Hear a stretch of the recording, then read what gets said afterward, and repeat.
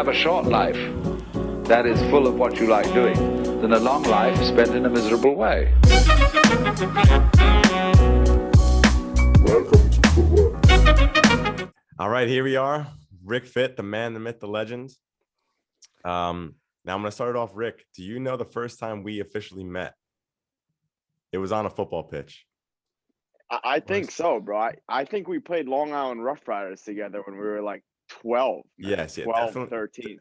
Definitely that. We also played each other in the league, but this was the time I'm thinking of because we definitely played Rough Riders together, 100%. Yeah. Because we were the same age group, and that was like it was all the same kids that were always playing together. I remember you and Nick Forgione were just legends from Massapequa. Yeah, and Dean Caffarello was also legends from Massapequa. Yes. Bro, Dean was a baller, man. Dean was a baller. Yeah. So is there any story to this or no? No, what I'm saying, okay, but good. I'm gonna get to. I don't. Maybe you don't remember it. I was playing pickup. I don't think I remember, man. I was playing pickup with Winnie Arski and Vincent Pellegrino at Manhasset High School. We would always play with Chris Megaludis and that little group. Yes. And you were training by yourself on the other side of the turf. Wow. And then Winnie and Pell were like, "Yo, isn't that kid like? I see him on Instagram. Like, I think he plays in Germany or something." And I was like, "Oh, I'm not sure who it is." They're like, "Yeah, I think his name's like Eric or something. I think he plays in Germany though." So when you invited over, and then you played with us. And then I was like, "Oh yes, shit!" now I remember. Yeah. And then that there was a girl playing as well, right? Yes. She was Julia. She's going to Duke now, I believe. Yeah, that was with Eric Schmidt. I don't know if you know him. He was there. Yes. Yeah, I remember that. And then that started because at the time I think we were maybe in our second or third year of college, and you were already outside the States playing. Mm-hmm. Yeah, exactly. You were kind of the first. It really fits it really fits the brand too. That the first time you met him, he was like putting in some work, doing some individual training and stuff by himself. Yeah, exactly. But now the value of pickup is huge, man. It's just so underrated, The value of quality pickup too, like that session. Facts. Even like we'll probably get into it, but like those times you go to like the pitches in Germany and like they're the cage, they have the cages and they have the cage goals. And bro, you like look at these guys and they're like out of shape, and you go in there and like, man, some of these guys can ball, 100%. I mean, I tell people here that the way that they do pickup football, soccer is like how we do pickup basketball in the US. Yes. Everyone can play a little bit. And so you can always just find a game of fives to run, but that's the same thing here. That's what I love about it. Yeah, exactly. Do you find anything out there in Israel? Like how is the soccer culture there for something like pickup? Well, now I'm in Latvia, but in Israel, man, in Israel, we'll get into it, of course, but man, like Israel, these players in Israel, it's like the same with all, like, I think Middle Eastern players, like even in Germany, you see these Turkish guys, man, like they're so good technically. Their head's not there. Exactly. Like, dude, like played in Sweden, Germany, seen players in Latvia all over, man, like Israelis and like a lot of Middle Eastern players, man, like Arabic players, so good on the ball, but just like discipline wise, tactics wise, and game intelligence, like you said, it's not there. Interesting. Yeah, that definitely want to get into some of those things, but I guess let's start a little earlier though in your life and in your career. I know in some blogs and on your website you kind of discussed that your upbringing, you weren't so, I guess, disciplined maybe is the word. You were maybe had a little bit of a troublemaker vibe inside of you, and if you could just start around there and, how you really got into soccer and how it kind of transformed you, that would be great. For sure. Yeah. So, I think I started playing when I was like 4 or 5, typical playing in the rec leagues.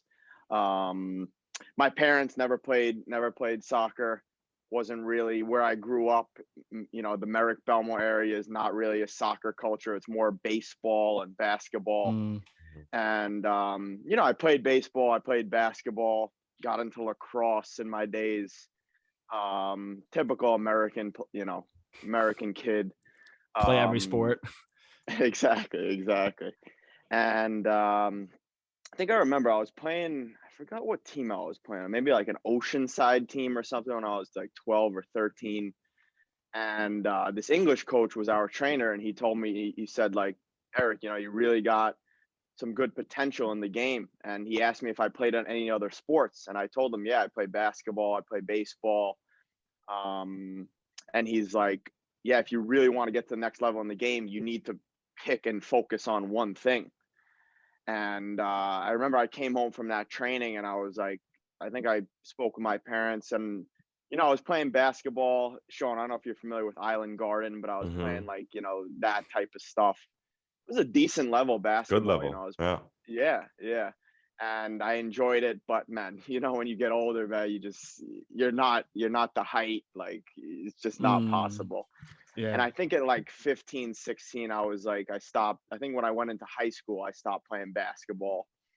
And yeah, I was also playing like outside besides club ball. I was playing Long Island Rough Riders. I was playing with Sean, a couple other guys from Long Island. Forgot who else was on that team. Everyone, couple ballers. all the ballers from our age group. Yeah, exactly. It was a fun time. Dude, great times, man. Like Poconos Cup and all that stuff. Great vibes. You look back at those days, man, and you're like, yo, like you could play 3 or 4 games in one day. You eat the oranges after the game. You know, you get a Gatorade in you. You're good. Yeah. Exactly.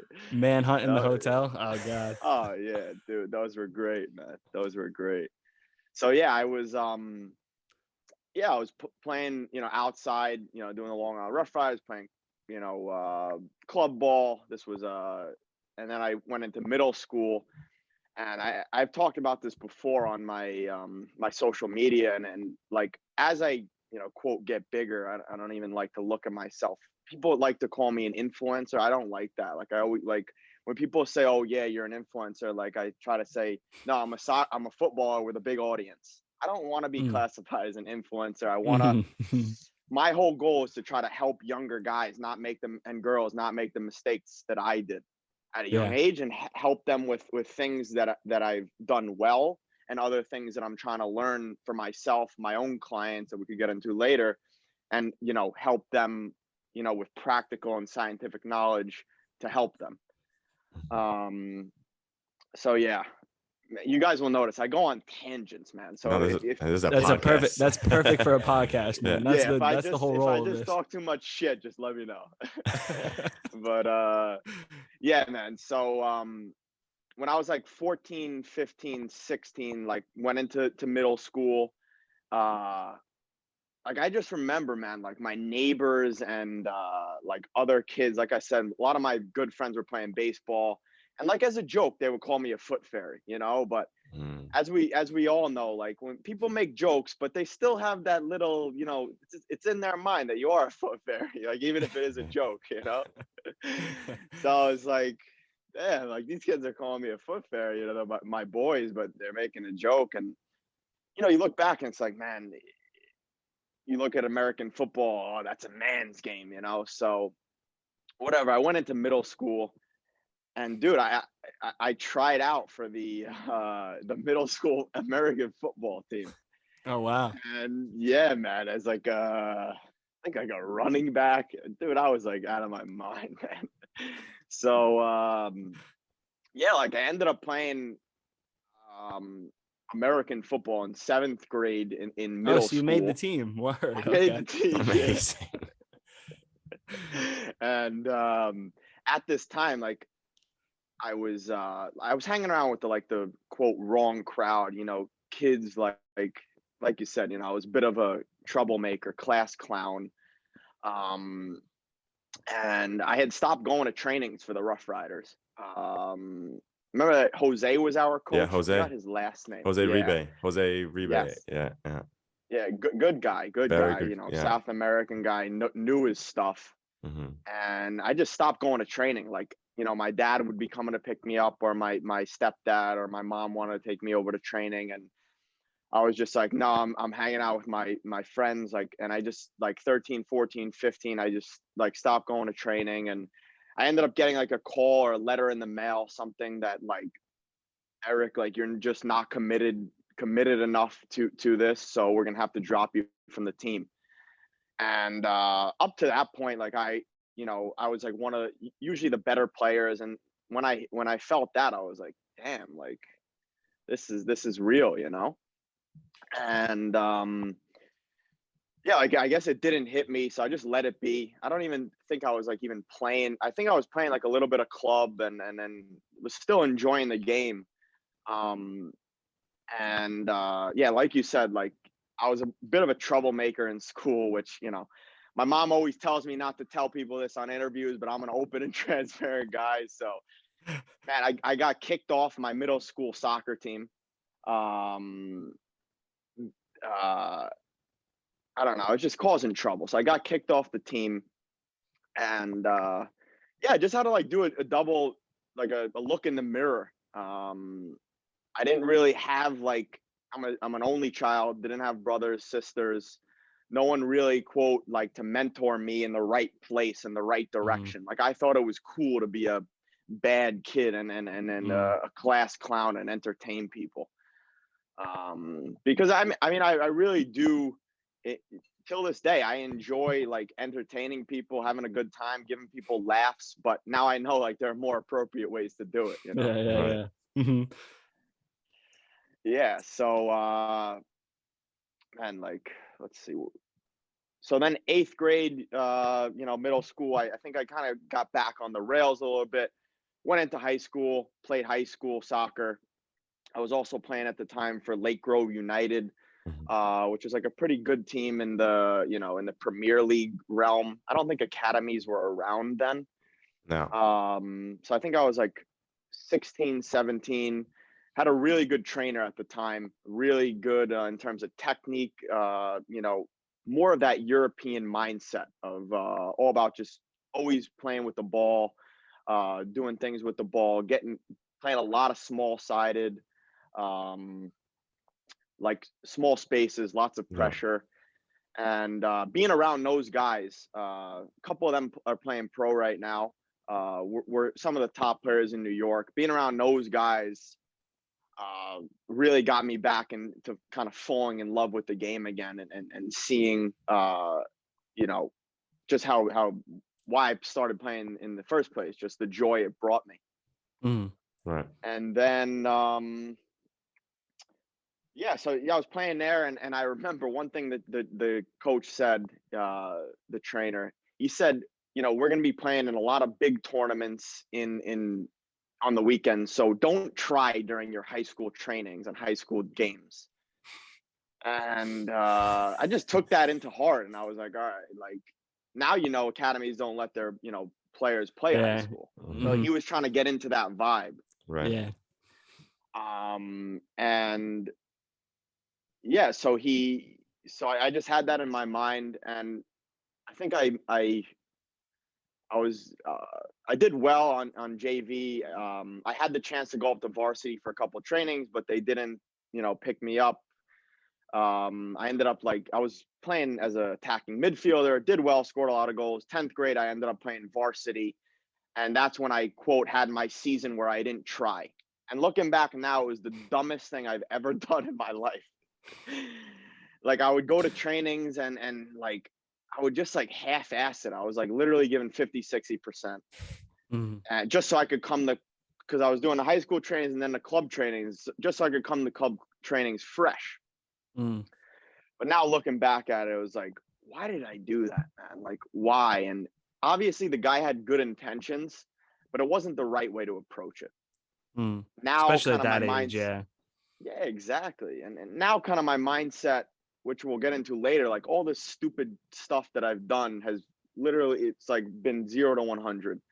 Now my mindset is every day is game day. You know, no matter where I'm at, you know, I'm trying to be the best player there and get value out of this training, because you know, time is everything. So yeah, first of all, I want to enjoy it, and I want to make the most of my time. Yeah. So yeah, because yeah, I mean, so you truly never know when it's gonna end, you know, these times. 100%, man. I was talking with a friend on the phone the other day, and I had just recently, I've been out 8-9 months, I had a sports hernia surgery. He's out now with an injury. And it just, like you said, you realize after those times, you realize, first of all, how grateful you are to play the game. Mm-hmm. And then second of all, like, just, you got to make the most of everything, because you never know when it's going to be your last go. Right. Yeah. Yeah. I think so often, I mean, especially in our sport, you're so focused on the result and so focused on your performance and everything that you forget, like, you're kicking a ball and just enjoy it. I mean, at the end of the day, the stress levels are really not that. I mean, we go through a lot, but it's at the end of the day, we play a game. Yeah. For sure. Yeah, and things like, what happened with Christian Eriksen puts things into perspective, man. 100%, yeah. Dude, life is the most important. And I remember I posted something on Instagram about it. I forgot what it was. I got something like a weird reaction. I was like, football is life and football is everything, and it's what we love. But this shows you that football isn't everything, Life is the most important. Having life, having breath, being able to see and be grateful for the little things is what matters. And I got like some younger guys, oh, football's on life, it's everything. You know how it is. Like, Yeah. And I was like, I'm trying to make a point here, guys, Yeah. The grind culture is especially big right now. And I think especially 100%. In the youth, I mean, we love, guys like David Goggins and stuff, but I always say you got to take these guys just with a little grain of salt, because it's not a sustainable way to think about life forever. Oh, for sure. No, I love you. You guys love Jocko as well. And dude, he's a legend. Like, all those guys are legends, but absolutely, like you said, like, first of all, Goggins, that guy, he doesn't play a professional sport. He doesn't play a sport where the mind is the most important. The mind being fresh, the nervous system being fresh. So yeah, you can push through those times. In football, the most important thing is decision making. So we gotta listen to our body, Right. That's a good point. That's a really good point. And there's a difference between the two. Now, Eric, I wanted to jump in to, you went to University of Buffalo? Yes. Correct? So you went to University of Buffalo for 1 year, and then you made the jump to leave to go to Europe, right? Yes. Yeah. How did you come about that decision? Because that's obviously a tough decision. I know after my first year of college, like, there was maybe talks about I was going to transfer somewhere else, but like, it's difficult to jump to a new place at that age. I was 18. For sure. And like, it's always easier to stay where you are. How did you decide, like, I'm going to leave the country after playing 1 year of college? Yeah. So, let's bring it back a little. Like, I had gone to like some summer camps when I was like, I think 15, 16. My parents wanted to kind of get me used to living away from home.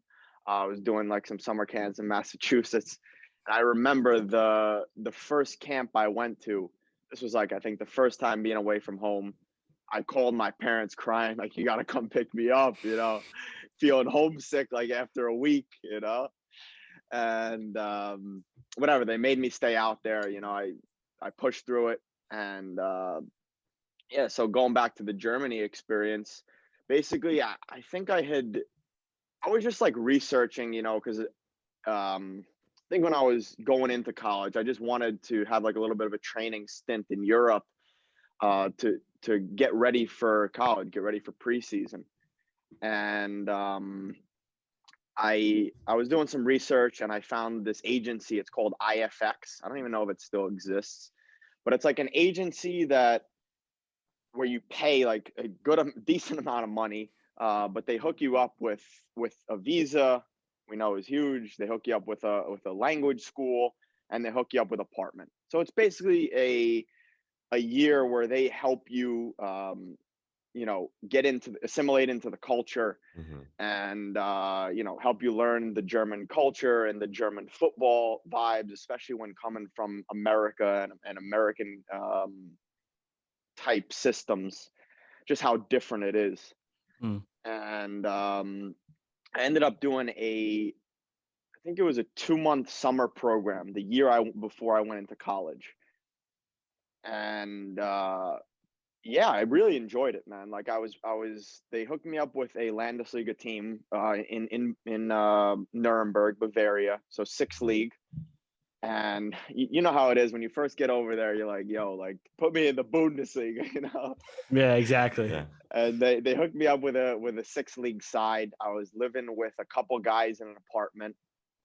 And we were just, doing the trial training type thing. We would train in the morning with I would say there was like 20 guys there from all around the world. A lot of American guys, a couple African guys, a couple Asian guys. We would train in the morning and then go to these clubs in the afternoon. And, when they send you to a 6 league club, you're like, damn, I don't want to go to 6 league. You get over there and you're like, wow, these guys can ball. They're not in the best shape. Exactly. But Yeah. as we know, but they know the game. They know the game. They're better on the ball than most American players, especially during that time. And yeah, I think I was 19. So, the physicality with some guys was good. And, so I did that 2 months, really enjoyed it. There were 2 teams I remember who wanted me to stay, wanted me to sign in the 6th league.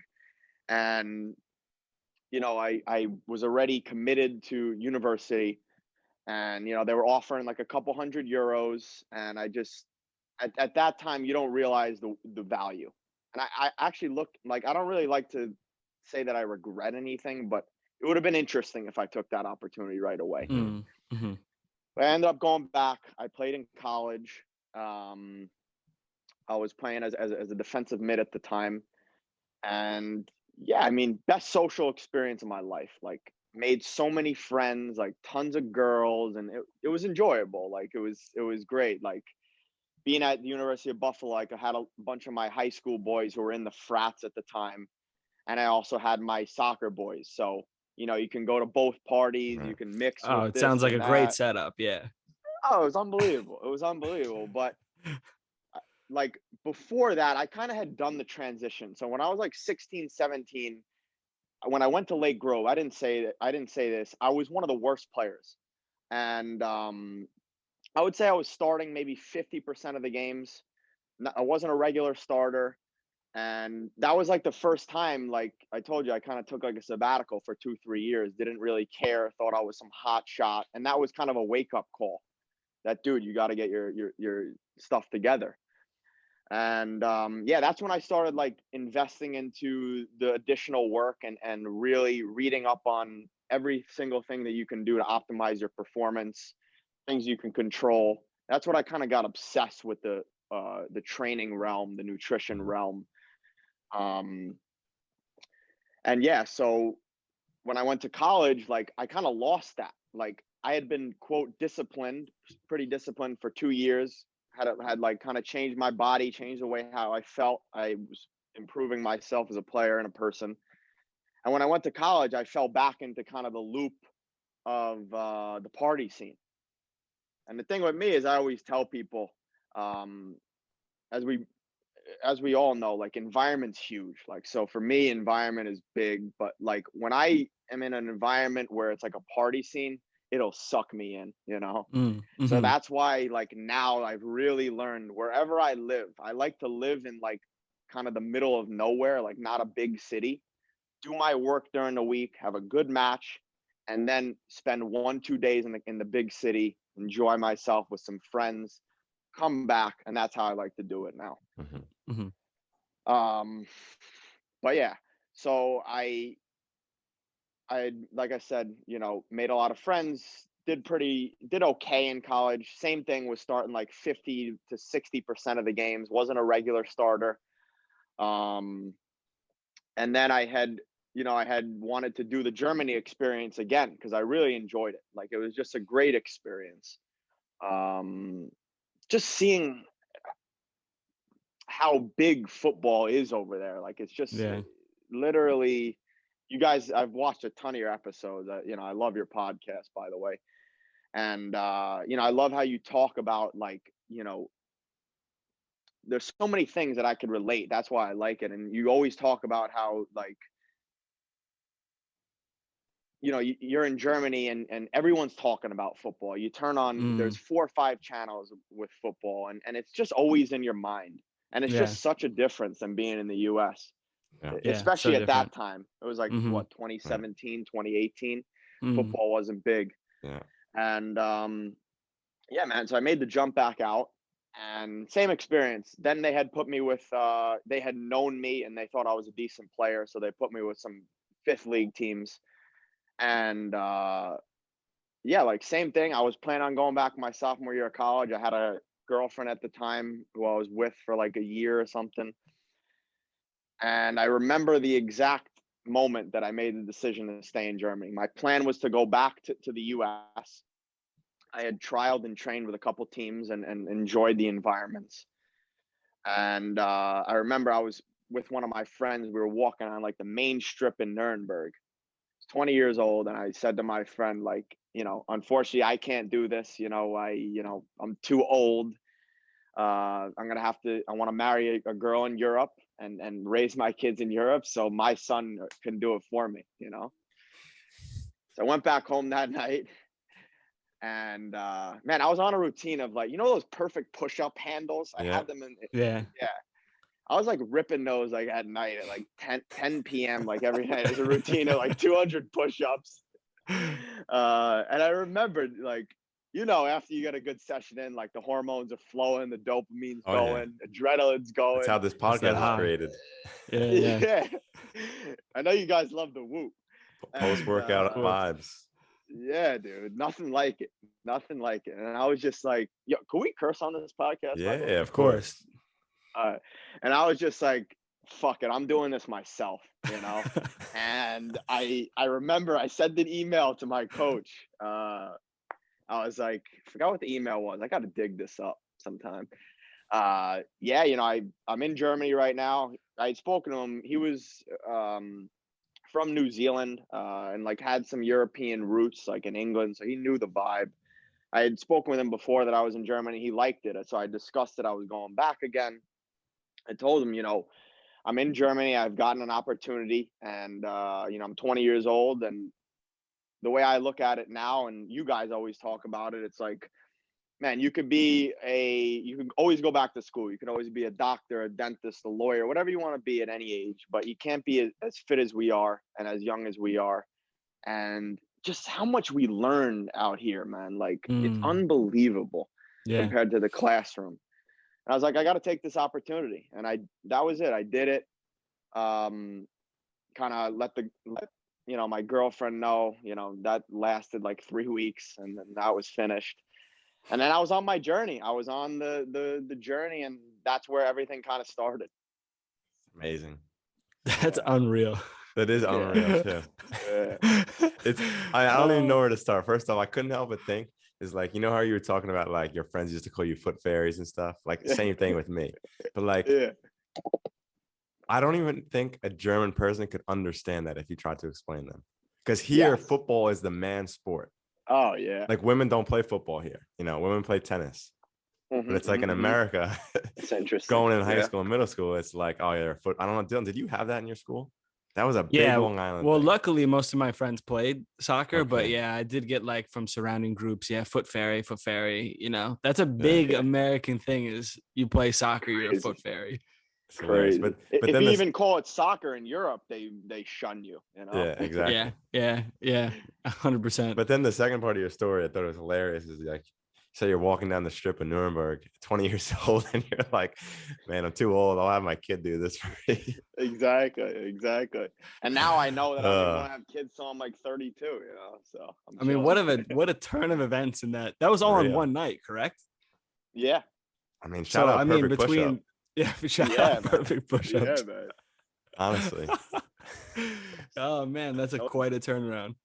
So, I mean, but did you have any notion that you kind of wanted to pursue soccer? I mean, even back in high school, I know you were falling in and out of love with the game, but did it take for you to, you know, be out in a place like Germany that kind of loved the game as much as you to be like, okay, I have to do this and I can do this? Yeah, so I think when I was, quote, one of the better players until I kind of took that sabbatical. Came back, played for Lake Grove. I was one of the worst players. And, thinking back, like I said, not playing high school to my fullest ability was the dumbest thing I've ever. And people will ask why. And the main reason is I was the main guy in high school, And when I was, 10th grade, I was a starter, but wasn't the main guy. But 11th, 12th grade, I was the main guy. And I think something that's super underrated is you got to, like I said before, you got to take advantage of every opportunity, but especially like when you're a big fish in a small pond, it's huge. Cause like, you become a leader, you're an influence to the other guys, to the younger guys, to the other, generations. And I wish I had taken more advantage of that, but can't second think things, but yeah, like I said before, you just got to take advantage of every opportunity. But yeah, like we all know, like when you're playing good football, like that's when you feel your best. You really just feel, I don't know, it's just an indescribable experience. Like you just feel so good on the pitch. You're just in such a flow, like the mental state.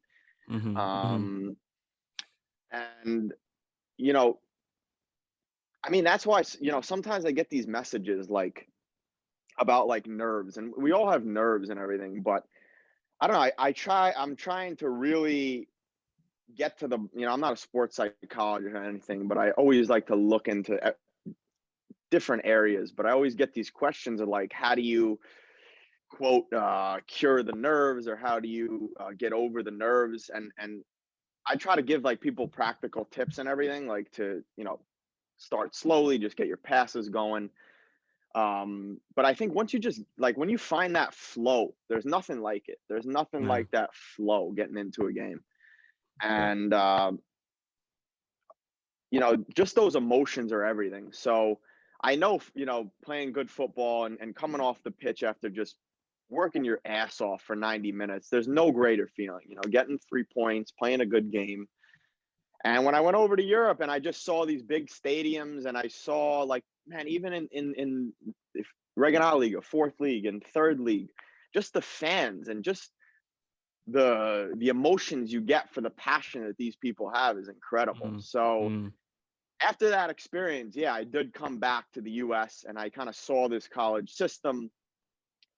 And, you go into the weight room with these football coaches, these American football coaches.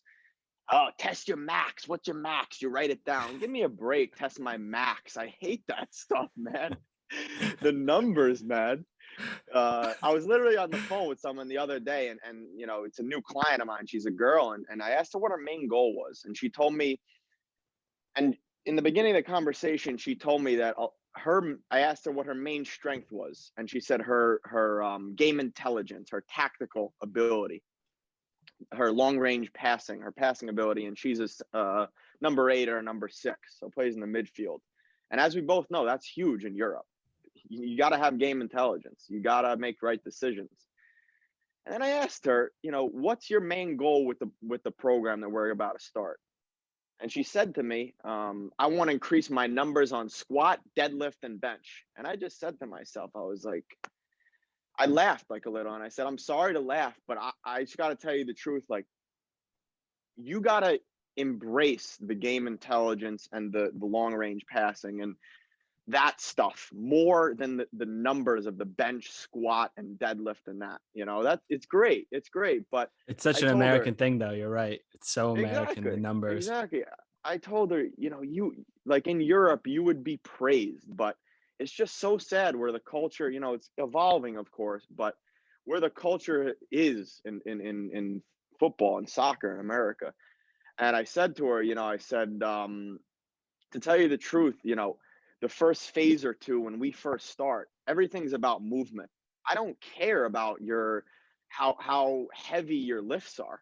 I care more about how well you move through every exercise that I prescribe, because the most important thing for us is I want you to be in total control of your body in space. And I want you to have full range of motion in different positions. And we're not just, doing bilateral things all the time. We're on one leg and we're moving through different ranges of motion. And, I've had so many conversations over the past few years. And one thing that I really love is when I've spoken to a lot of top physical therapists, and they always talk about, like, now we see the knee over toes guy. Before, we learned that you never want to put your knee over your toe. Right. But now we learn that being able to be in those weird positions and actually control that range is the biggest thing. Right. And that's why with my, clients who are kind of, some are beginners, but whoever it is, even pros, I start with like simple, basic movement patterns, because I told her, the most important thing is I want you to be on the pitch. I don't want you to get injured. You can optimize performance all you want, but if you're on the bench and you're not getting game time, that does me no good. That does us no good. Right. Wow, I've really gone on a tangent here. No, this is incredible, because I mean, we can cycle back to countries and places you play. Let's stay on this, because this is something Dylan and I have always, I mean, for years now, probably since I've been 15 or 16, I saw my older brother figuring out the best ways, trying new things, and what is the best way for a footballer specific to what we're doing. What is the best way to train? Now, you've come a long way from when you started till now. What are some things you were doing wrong at first to now what you're doing now in terms of weightlifting and stuff in the gym, and things outside of football, outside of training? Love that question. First thing, when I first got started in the training, I was 15. I was reading the bodybuilding magazines, the Men's Fitness, classic. all that BS. And man, my idols were like these jacked guys, and I was a footballer, And the first thing I remember, I came out to Germany and I was training. The coach's name was Manny. He was, I think he was like Bosnian Serbian origin.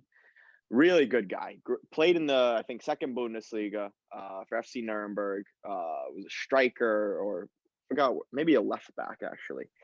And he said to me, he's like, Eric, like, you have, I think this was the first time when I went over to Germany. He was training the IFX guys, the agency group. And he said, Eric, you could see you're very good on the ball. You have good potential, but dude, you look like a damn bodybuilder. You look like a tank, man. I was like 175, 180 pounds. Like, I was pretty deezed,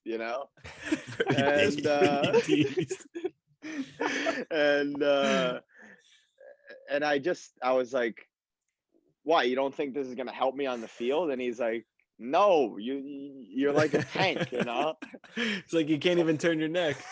Exactly.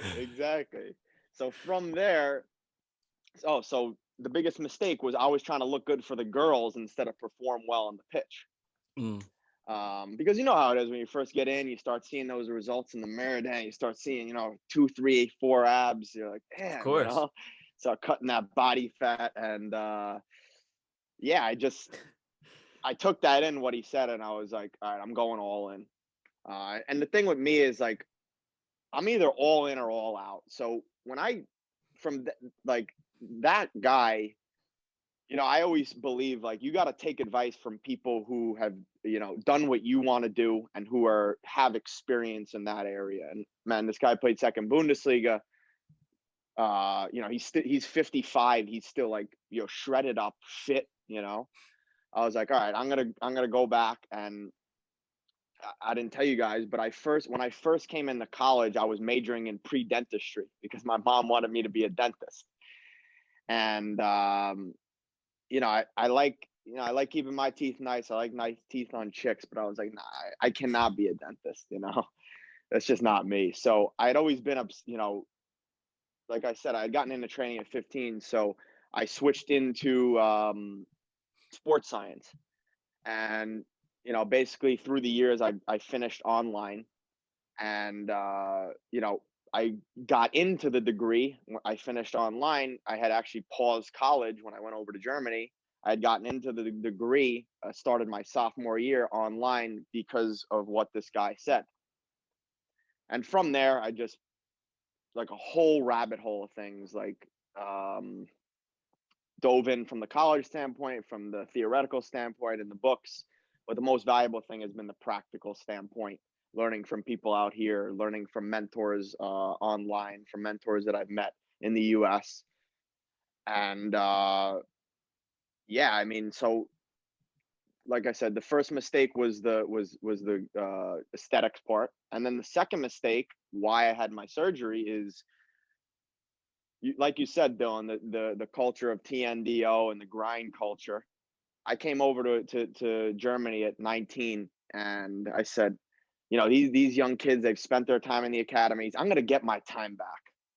I was literally training, no lie, 7-8 hours a day at high intensity, 6 days a week at 19 years old. I had a buddy that was doing it with me. He was genetically just more gifted than I was, physically, like same level technique wise, but just like could recover so much quicker than I could. And so the second mistake is I would push through like pain that isn't muscular, pain, that it's more joint pain, and wasn't listening to the body. So that second biggest thing is not listening to the body and trying to be a Goggins. That's why I brought it up. Trying to be a Goggins or a Jocko, and push through that pain. And I think that's my second mistake.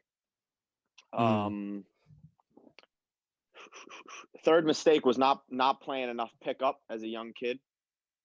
Wish I did that, but you know, as we know, in the States, it's not as accessible.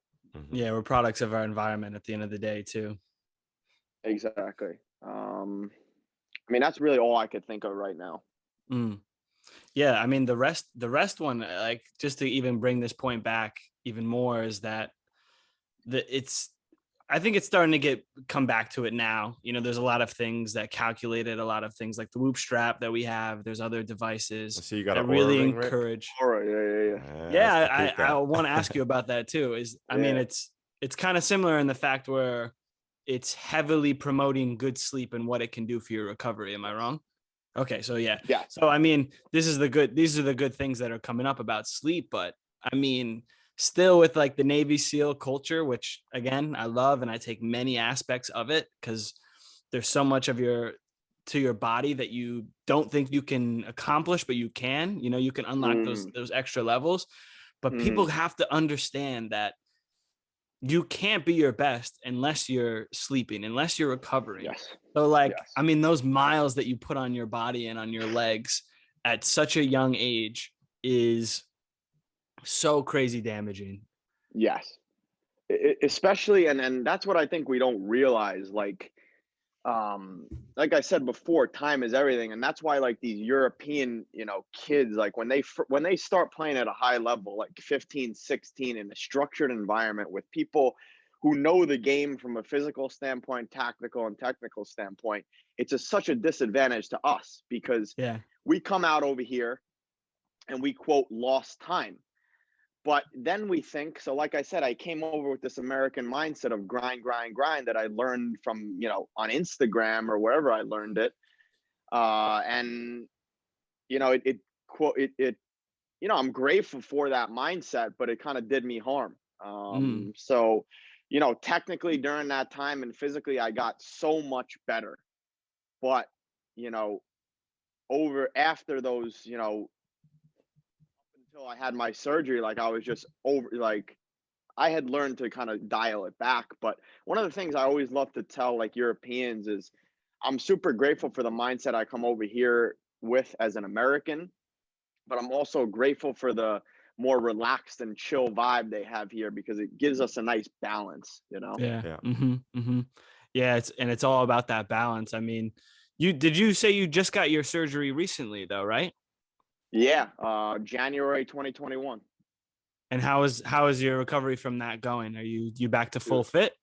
Yeah, unbelievable, man. Unbelievable. I'm so grateful for the surgeon and the physical therapists that I work with, the strength coaches I work with.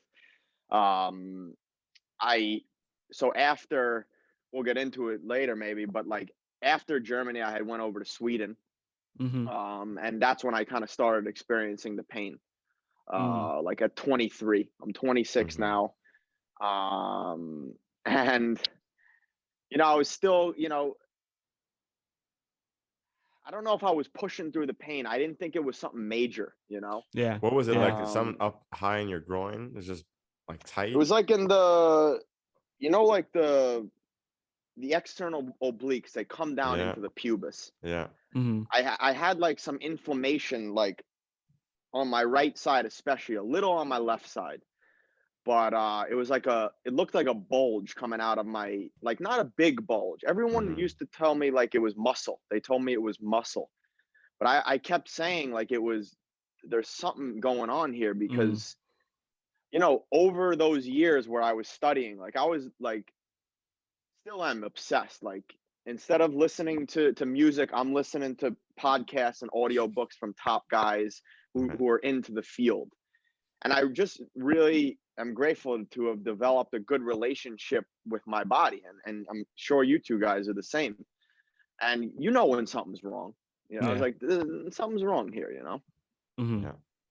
So So you played with that for 4 years?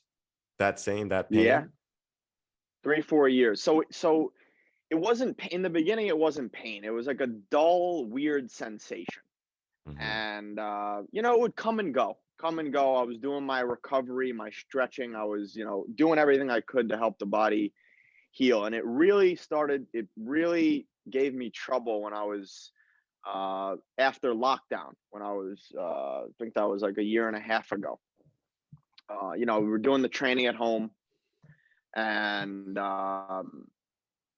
one of the biggest problems that I see is some of these, and not to bash anyone, but like the physical trainers, the conditioning coaches at the clubs, they got a lot of these things on YouTube, and they just put you through it, and I had just come off like doing lockdown training, and we go back into full team training. I think it was in October of 2020.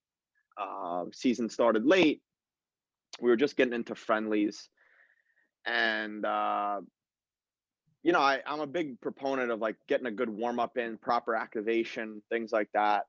And I had always like asked like the conditioning coach, like I would appreciate if I could get like an extra 5-10 minutes, and I got yelled at from the head coach that I need to do what the team does. So I was like, all right, no, whatever, no problem.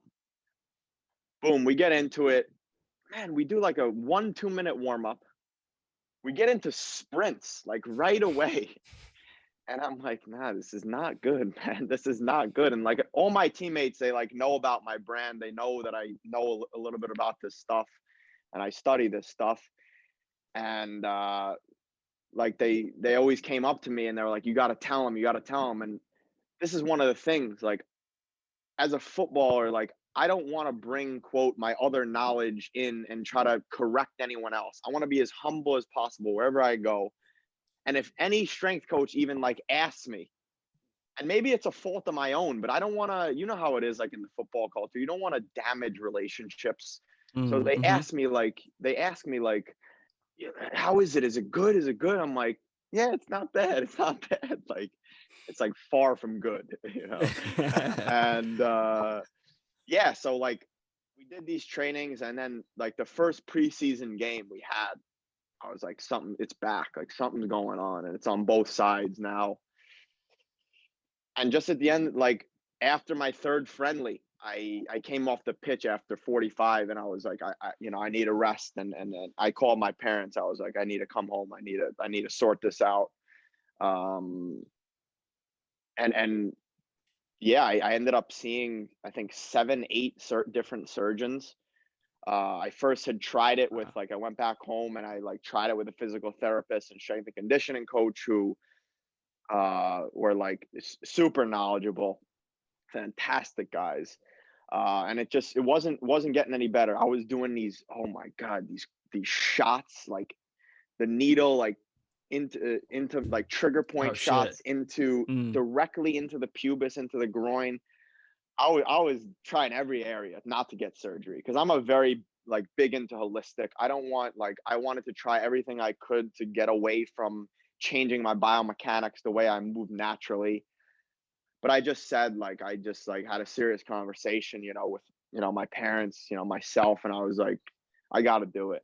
And, you know, it's been the best decision so far. I haven't had any pain yet. You know, I'm gonna knock on some wood. Amazing. And you know, I've come back. Appreciate it. I've come back better than I was, and I was like, wow, this is unbelievable. You know, so incredible, amazing. I want to come back to just talk about the transitions between Germany to Sweden, and then was it Sweden to Israel, and then Israel to Latvia? Yeah. So we could go into those. I mean, we get asked questions all the time about how to get into places and being your own agent. So I would love to hear about, you know, the specifics of how you got into these places. Yeah. No, before I get into that, I love like some of the topics you have on, you know, like the be your own agent, you are your own advertisement, all that stuff. Like I preach that all the time. It's huge, man. It's huge. It's so important. Oh, it's unbelievable. And like I said before, it's like, we learn, this is how I try to compare it, like tell people, you know, you are your own asset. So if you were a business, you got to make your asset as good and shiny as possible. So like I always try to, you know, influence on the younger generation, and even my age and older, is you got to do everything in your control to make yourself as good as possible. When you get onto the pitch, as resilient as possible, and you know, being able to do that and market yourself, I think is so big in like just learning how to communicate with people, how to present different things, and I think just being able to build relationships with people. And you guys have said it before. I love it. Like, build relationships with people, not just to get something out of it. No, build real relationships with people. So you build friends. Don't be like one of those fake guys. Just like Gary Vee always says it. Like, I forgot the exact term, but he always says, like, don't give to receive. Yeah, exactly, something like that. Yeah. So wow, what'd you even ask me, man? I'm sorry. We love the tangents, by the way. Like, this is the perfect place to like just expand the thoughts. But we were talking about the transitions between Germany leaving to Sweden, then Sweden to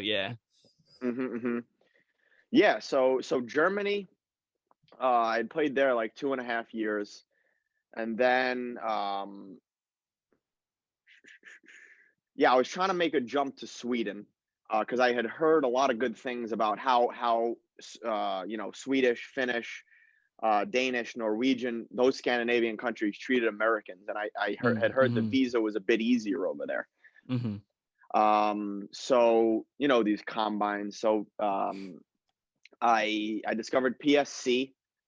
I think I went over there. I did a combine in Florida when I was 22. And you know, did pretty well. Like, they knew I was playing in Germany, and like there were a couple people interested in me over there, but one guy was like really wanted to take me under his wing. It was like this agent in Sweden, and you know, bringing it back to that summer camp at 16 when I cried. Now I was moving all over the place. I didn't care. So you give me an opportunity, I'm there. I'm buying a ticket, I'm there, you know?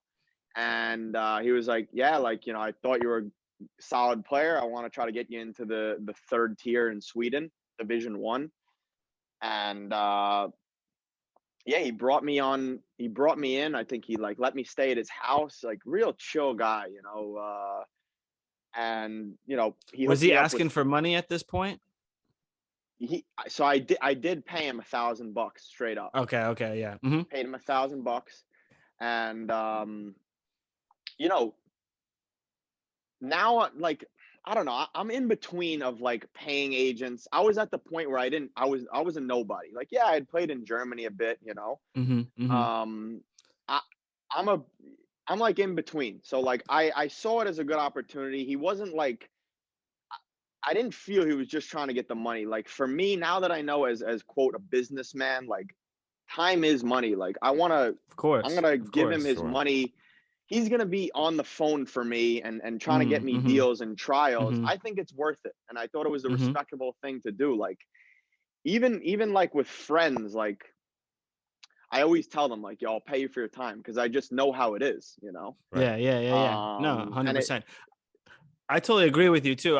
With agents, I've been asked, actually a week ago, I was on the phone with a kid and he was like, should I get an agent? Like, should I pay an agent? And I was like, I mean, there's no yes or no to that. I know we preach the be your own agent thing, and I think that's just so important to embody yourself. And like you said, like, you're a business, you're an asset. But if you can pay an agent and he can do something for you, and there's a level of trust there, like what this guy, I mean, I'm sure you'll explain a little bit more, but sometimes it is the right move. So I think it just depends. Yeah, exactly. No, so like from this trial, there were 3 people that reached out to me, and you know, I think one of my gifts, or whatever it is, like I'm a big guy into trusting my gut. And like, I had a good feeling about this guy. He wasn't giving me the rah and the bullshit. He was telling the truth, and I could, you know, just tell, looking into his eyes, that he was a reasonable guy. And yeah, and like you said, I think it's just about, like, it's also, you know, you kind of take the pressure off yourself to find the team. So you kind of like, all right, you worry about your getting fit. He worries about finding the team. And then, you know, like $1,000 isn't a big fee for that, you know?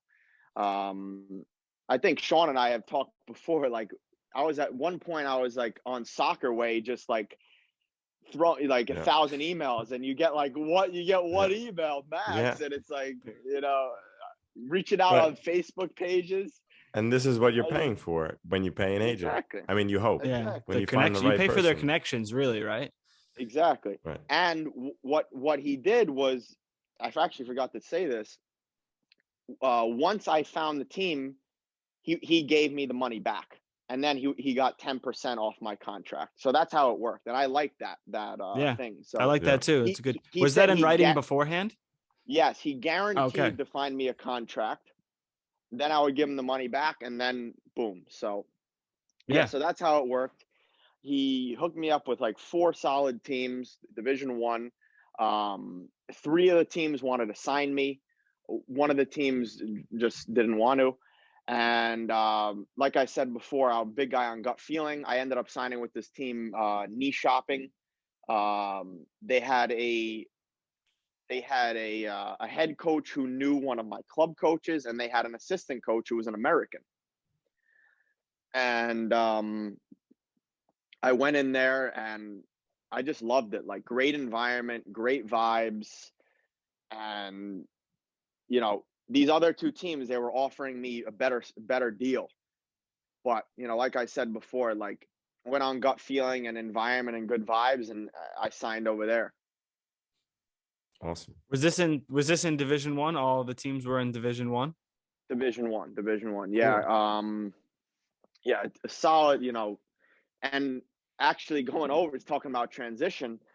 You know, I had said to myself, you know, this is when Sweden was kind of on the come up, you know, in terms of football. And I was like, I don't think these guys are going to be that great. And great level in Sweden, Division 1.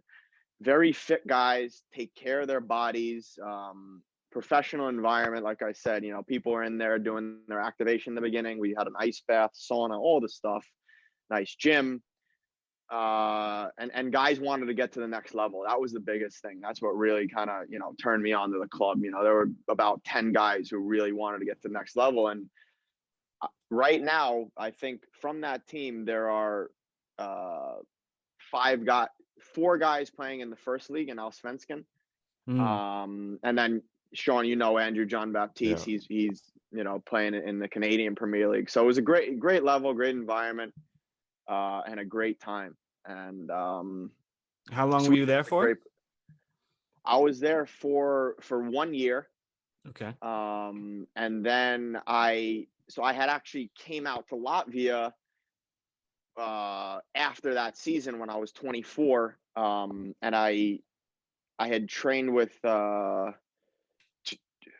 2 clubs in the first league, because actually the captain of the team that I'm playing at right now, he's a good friend, but he was actually, like we've talked about, he was a good friend of my coach in Germany, my assistant coach where I first played.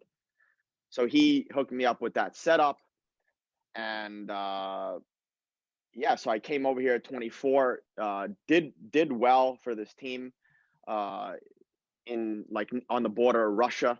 I was about to sign, and I like, they were about to sign me. Then they went to go check like my European status, and just I had overstayed my welcome. So I had gotten on the phone with a bunch of people, and they told me like, if I don't leave, I'm gonna get banned from Europe for like 5 years. So I was like, all right, I obviously got to make a move out of here, and being on this journey for so long, I also was doing podcasts. Had Sean on, Dylan. I need to get you on, but anytime.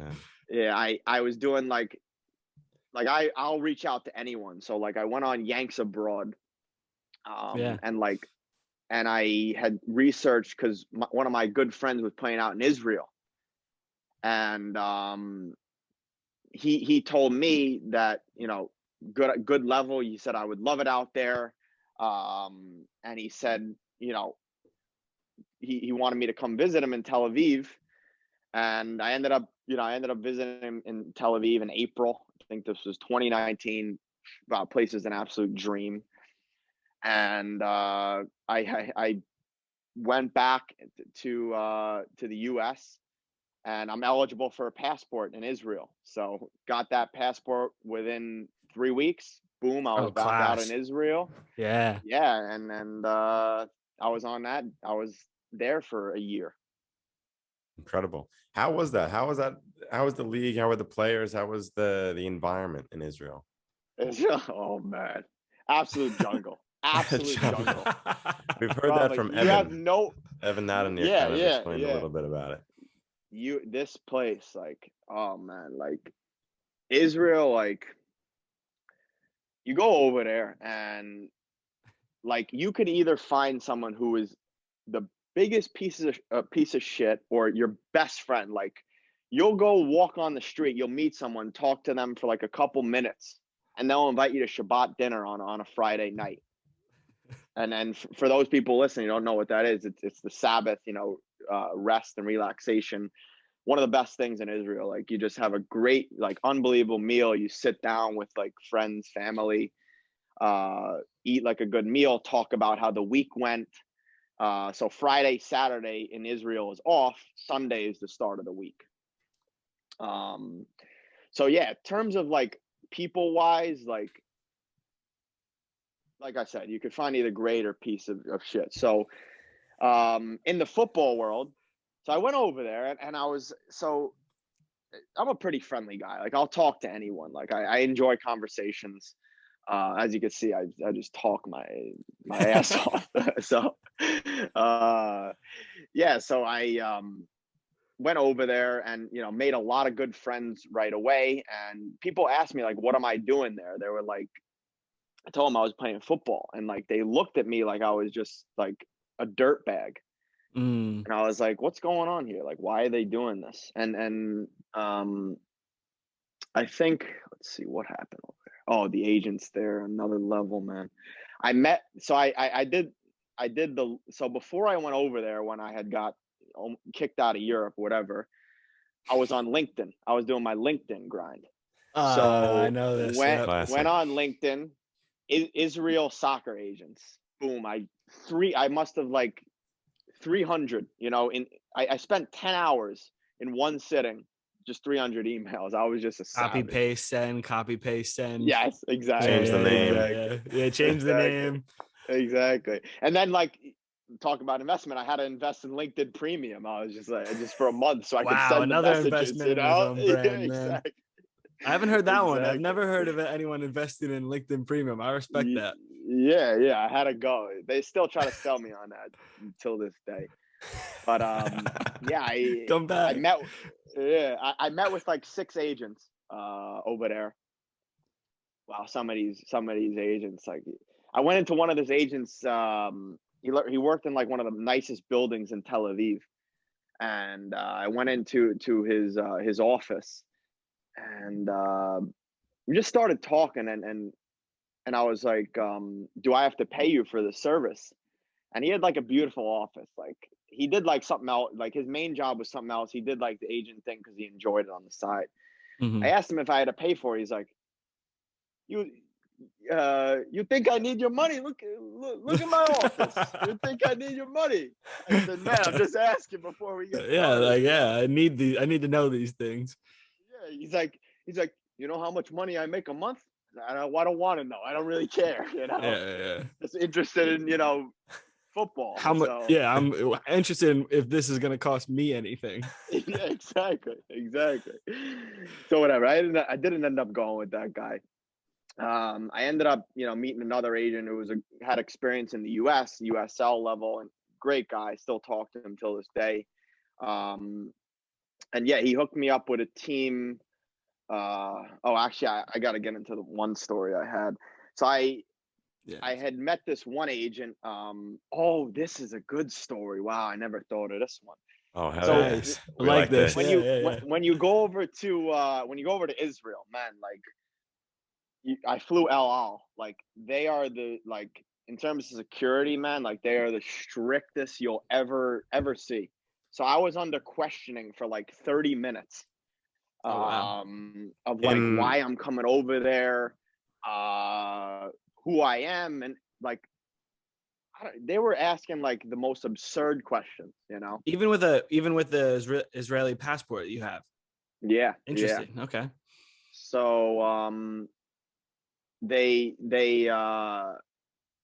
so this one guy who was like doing the questioning, I told him I was a footballer coming over to play football, and he's like, footballer? It's like, I know some people. Send me your highlights. Oh, wow. Security guy. Security guy. Oh my So God. I sent them the highlights. And he hooked me up with this agent. I was living. Oh, I didn't tell this. I was living in Tel Aviv, and man, all throughout this whole journey, I'm a big Airbnb guy. So I'm always in and out of Airbnbs. In Germany, I think I had a record in the summer. I was like in 15 different Airbnbs within 2 months. So. We need a sponsor. We need a sponsorship for you. Yeah, oh, for sure. Airbnb, if you're listening. Yeah, exactly. Yeah, exactly. Hit me with that promo code. Yeah, so I had done this Airbnb with these interesting people. So I had rented a room from these people in Tel Aviv. It was a mother and her daughter. And you know how it is. Like, I thought, the daughter was, said on the description she was 24. Mother was 50. She was a Pilates teacher. I was like, this is my speed, So I ended up renting a room from them. And obviously I had hoped the daughter was going to be hot. She wasn't, to my disappointment. But so I rented a room from them. And this guy, like I said, this guy hooked me up with an agent, and they hooked me up with a team near Tel Aviv in the second league. And supposedly like a big team, they wanted to go to the first league. And I went over there, trained. So I trained for, I think, so they said I'll train for a week, and then they'll let me know, if they want to sign me. We've heard this before. So I trained for a week, did very well. They told my agent, they really like me, but they need to see me another week. So I was like, all right, fine. Second week. And mind you this, I was like, paying to get over there. They weren't doing any payments. So they're basically using me as a training dummy, as I've experienced before. Second week, same thing. So I said to the agent, I was like, I've seen this before. I was in Sweden, I was in Germany, and, he's like, no, trust me. I was like, all right, I'll trust you. So third week comes around, same exact thing. And I was performing well. Like, all the players on the team would come up to me after these trainings, and they're like, when are you going to sign?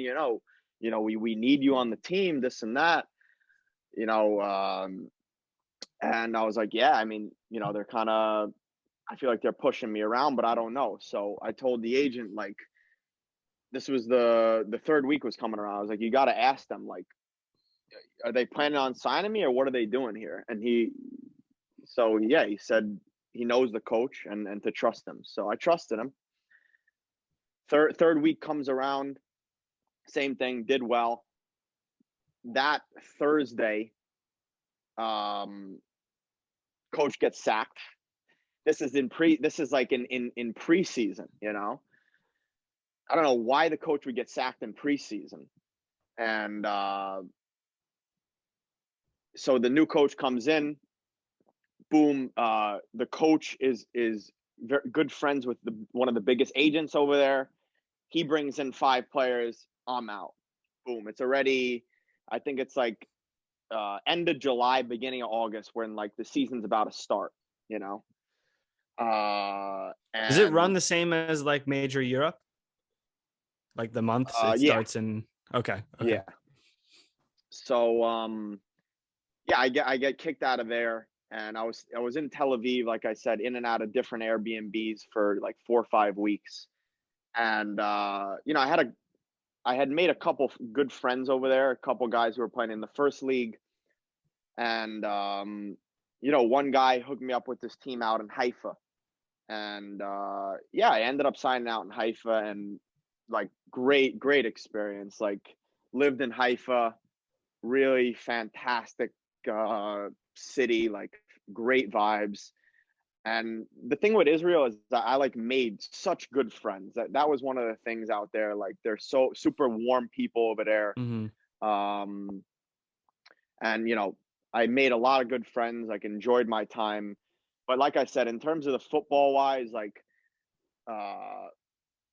best technical players I've seen. Best technical, like so sharp and clean on the ball, but their discipline is like not there. Like, these people, they're eating dinners on a weekday at like 11:30 p.m. We have training in the morning. Like they're like partying, whatever. And these are like guys who have potential to go to the next level. Like, even guys in the second league were doing this. So yeah, I mean, the football world is a jungle there. Like, there's a lot of payments going on behind the scenes. Mm-hmm. There's a lot of the agents run the business over there. It's a big business. Yeah. It's a big business.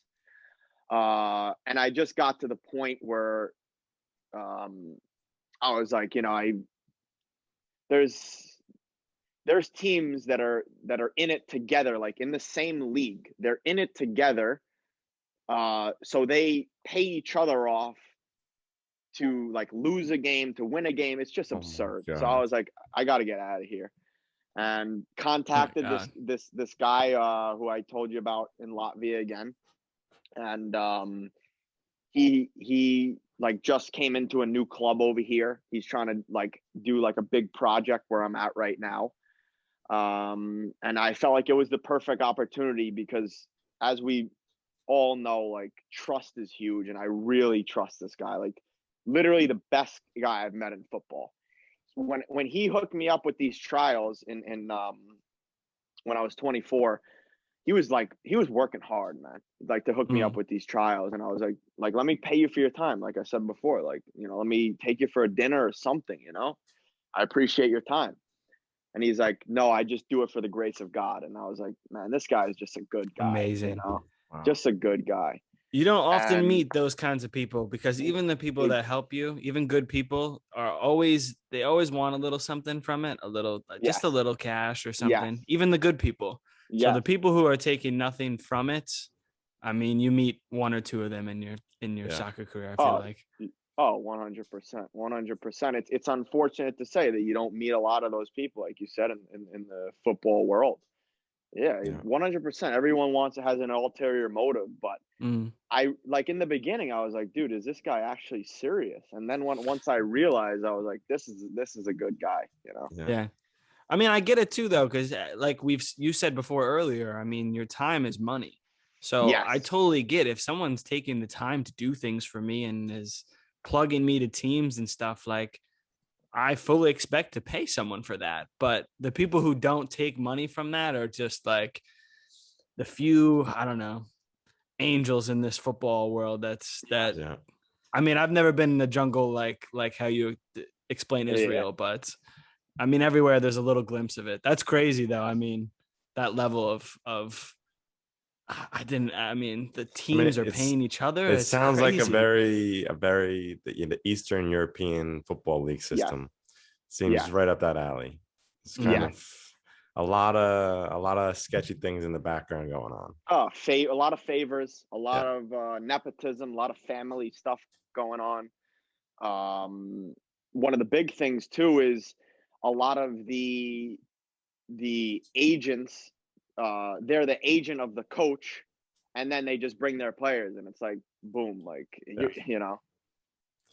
Yeah, that it explains how quickly you were kicked out of there. Someone else comes in, it's like, who's this guy? I don't know. I got 5 players I know. Exactly. And then, in terms of the level in Israel in the third tier, good level, but no tactics. No, like we would go out and like I remember we were playing a 3-5-2.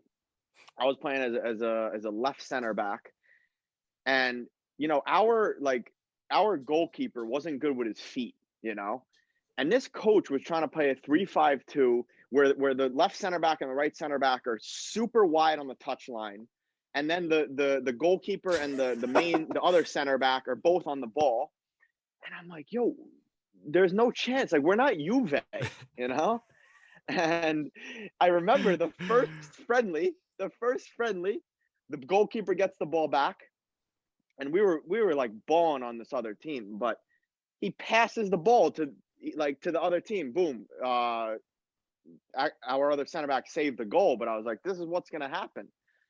So like tactics over there are non-existent.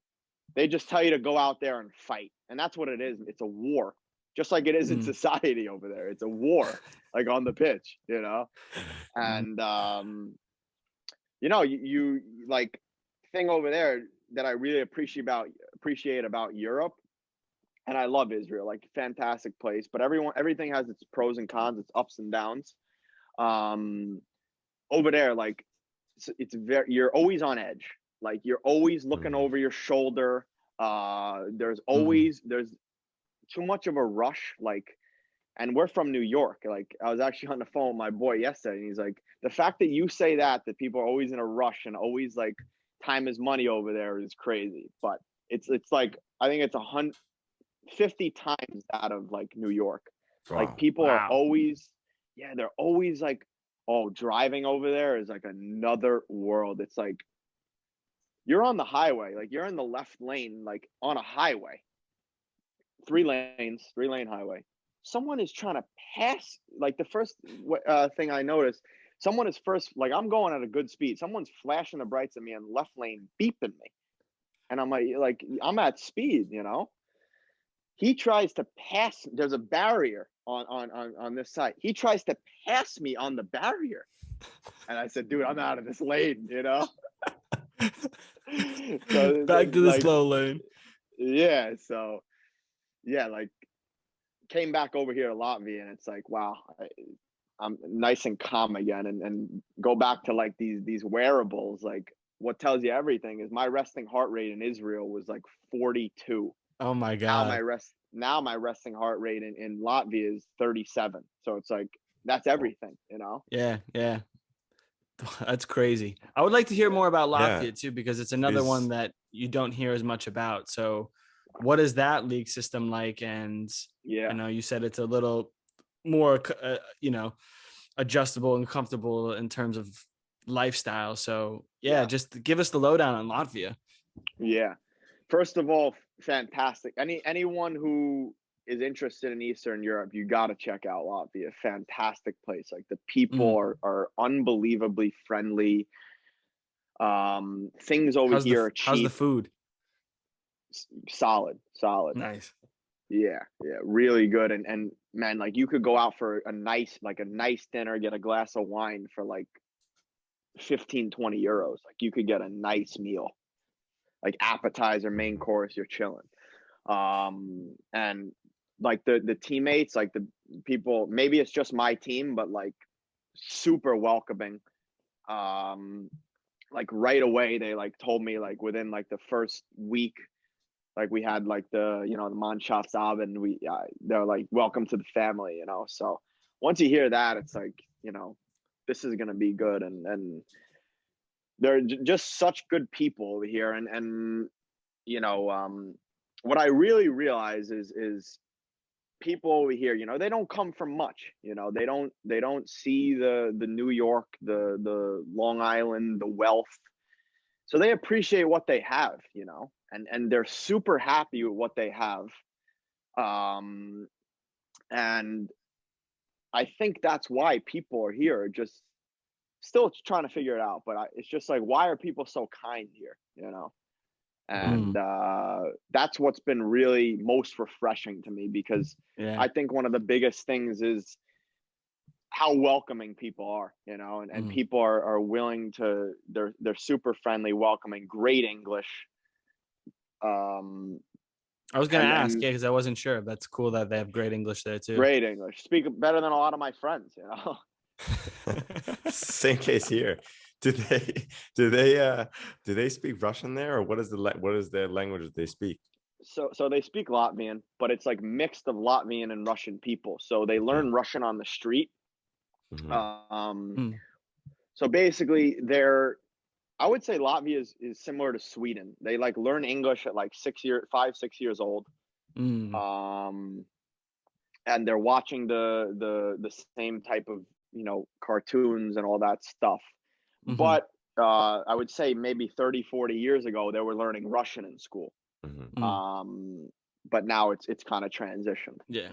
Gotcha. And what is your situation like? Do you plan to stay out there? Is it better that you have an Israel passport now, or what's the visa situation? So the team's like gone out of their way to help me. Cool. They've been helping me a lot. Like I said from the beginning, the guy who helped me out here, like, and humblest guy you'll ever meet. Like, I remember when I first met this guy, he played in Polish Ekstraklasa. He played in some big leagues. He played against Ronaldo. He played against Memphis Depay, Arda Turan. He played for the national team. You would never know. Like, this guy, he was still like riding the bus. And he was like, yeah, Memphis Depay is driving his Lambo, but I'm okay to ride the bus. And I just love that, Yeah, and, he has the money. He has a car. He has the money to buy a car. But just like the humbleness, I remember he said to me, he was like coming out of the stadium playing against Holland. I forgot, maybe like a couple of years ago. He said that to me is worth millions of dollars. So he was just like, just super great guys. The coach is the same way. They both they both played together. They're good friends. So yeah, I mean, right now, like I wanted to get my game. Like, I need to get games back. I need to get the game confidence. My kind of, main goal was, just after like spending so much time in Europe, I had wanted to come home to play I was trying to play in the States. That was my plan before I had undergone the surgery. But then I kind of did a double think, and I was like, I don't want to come back to the States after, not being here for like 6-7 years and just play right off of surgery, not fully fit. So my whole thing is, like we've said from the beginning, like, I'm just taking it training by training, day by day, trying to, be the best player at training, hardest worker at training, best player in matches, and just enjoy my time. I don't want to rush things, Yeah, sure. And how's the level there? How is like the team in terms of training and the league system, and how is all that? So we're in the first league. It's the second tier. There's Versliga and then Pirma Liga, I think it's called. That's what we're playing in. And the goal this year, they're trying to get up to the next league. I don't know if that's possible. It's a young team. Like, they kind of started the club, I think, like 2-3 years ago, but like, we have a couple experienced players, ambitions to get up. And, my friend kind of just, he brought me to help the team, on the field, and then off the field, he knows that he knows that I'm a leader, and like, I'm a guy who, we go back to like 10 years ago when I told you about, it's just a totally like different guy. Now my actions speak louder than my words. When I was 16, I was just a, clown. And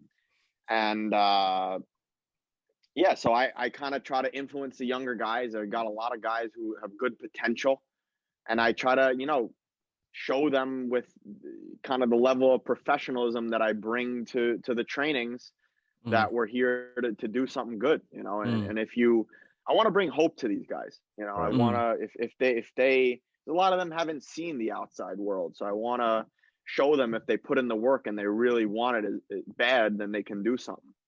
Yeah.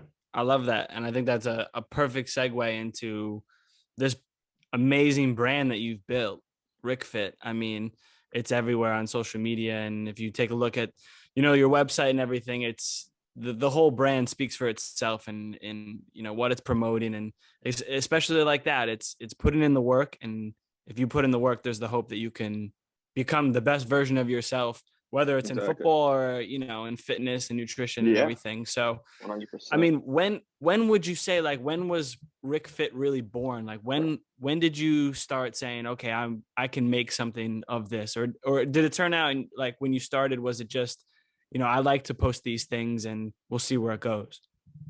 Yeah. So, first of all, I appreciate the kind words, man. Really do. Of course, man. It speaks for itself. Yeah. So I was out in Sweden when I started. I was 22, about 4 years ago. And, like I said, like I had always been into helping. Like I have a lot of joy, like, helping people transform themselves. And I've realized over the past 2 years, more mentally than even physically. And as we both know, they're both so connected. So I was like personal training people, like younger kids, when I was in high school, and when I was, in college, and I was also doing it like in Germany. Well, I was doing a lot of free sessions, wasn't charging much, just enjoyed it. And this is when, like, kind of the social media thing was all coming up. So I was like looking on Instagram, and I was like, these trainers are just like posting these things that are just like not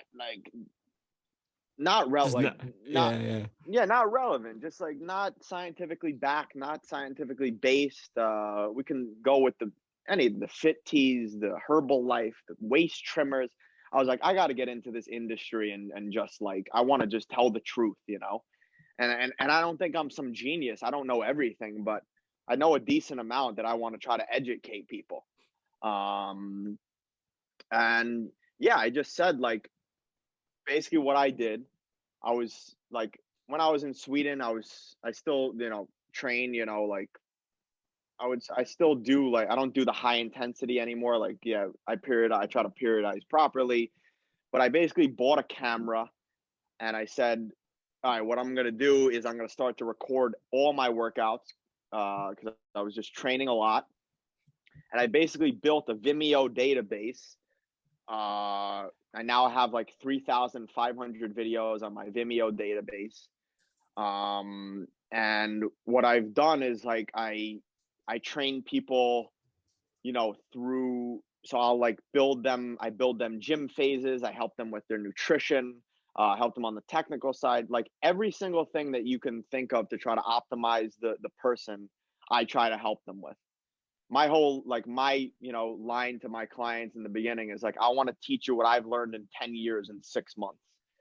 So, yeah, basically what I've done is just like try to help a lot of people for free.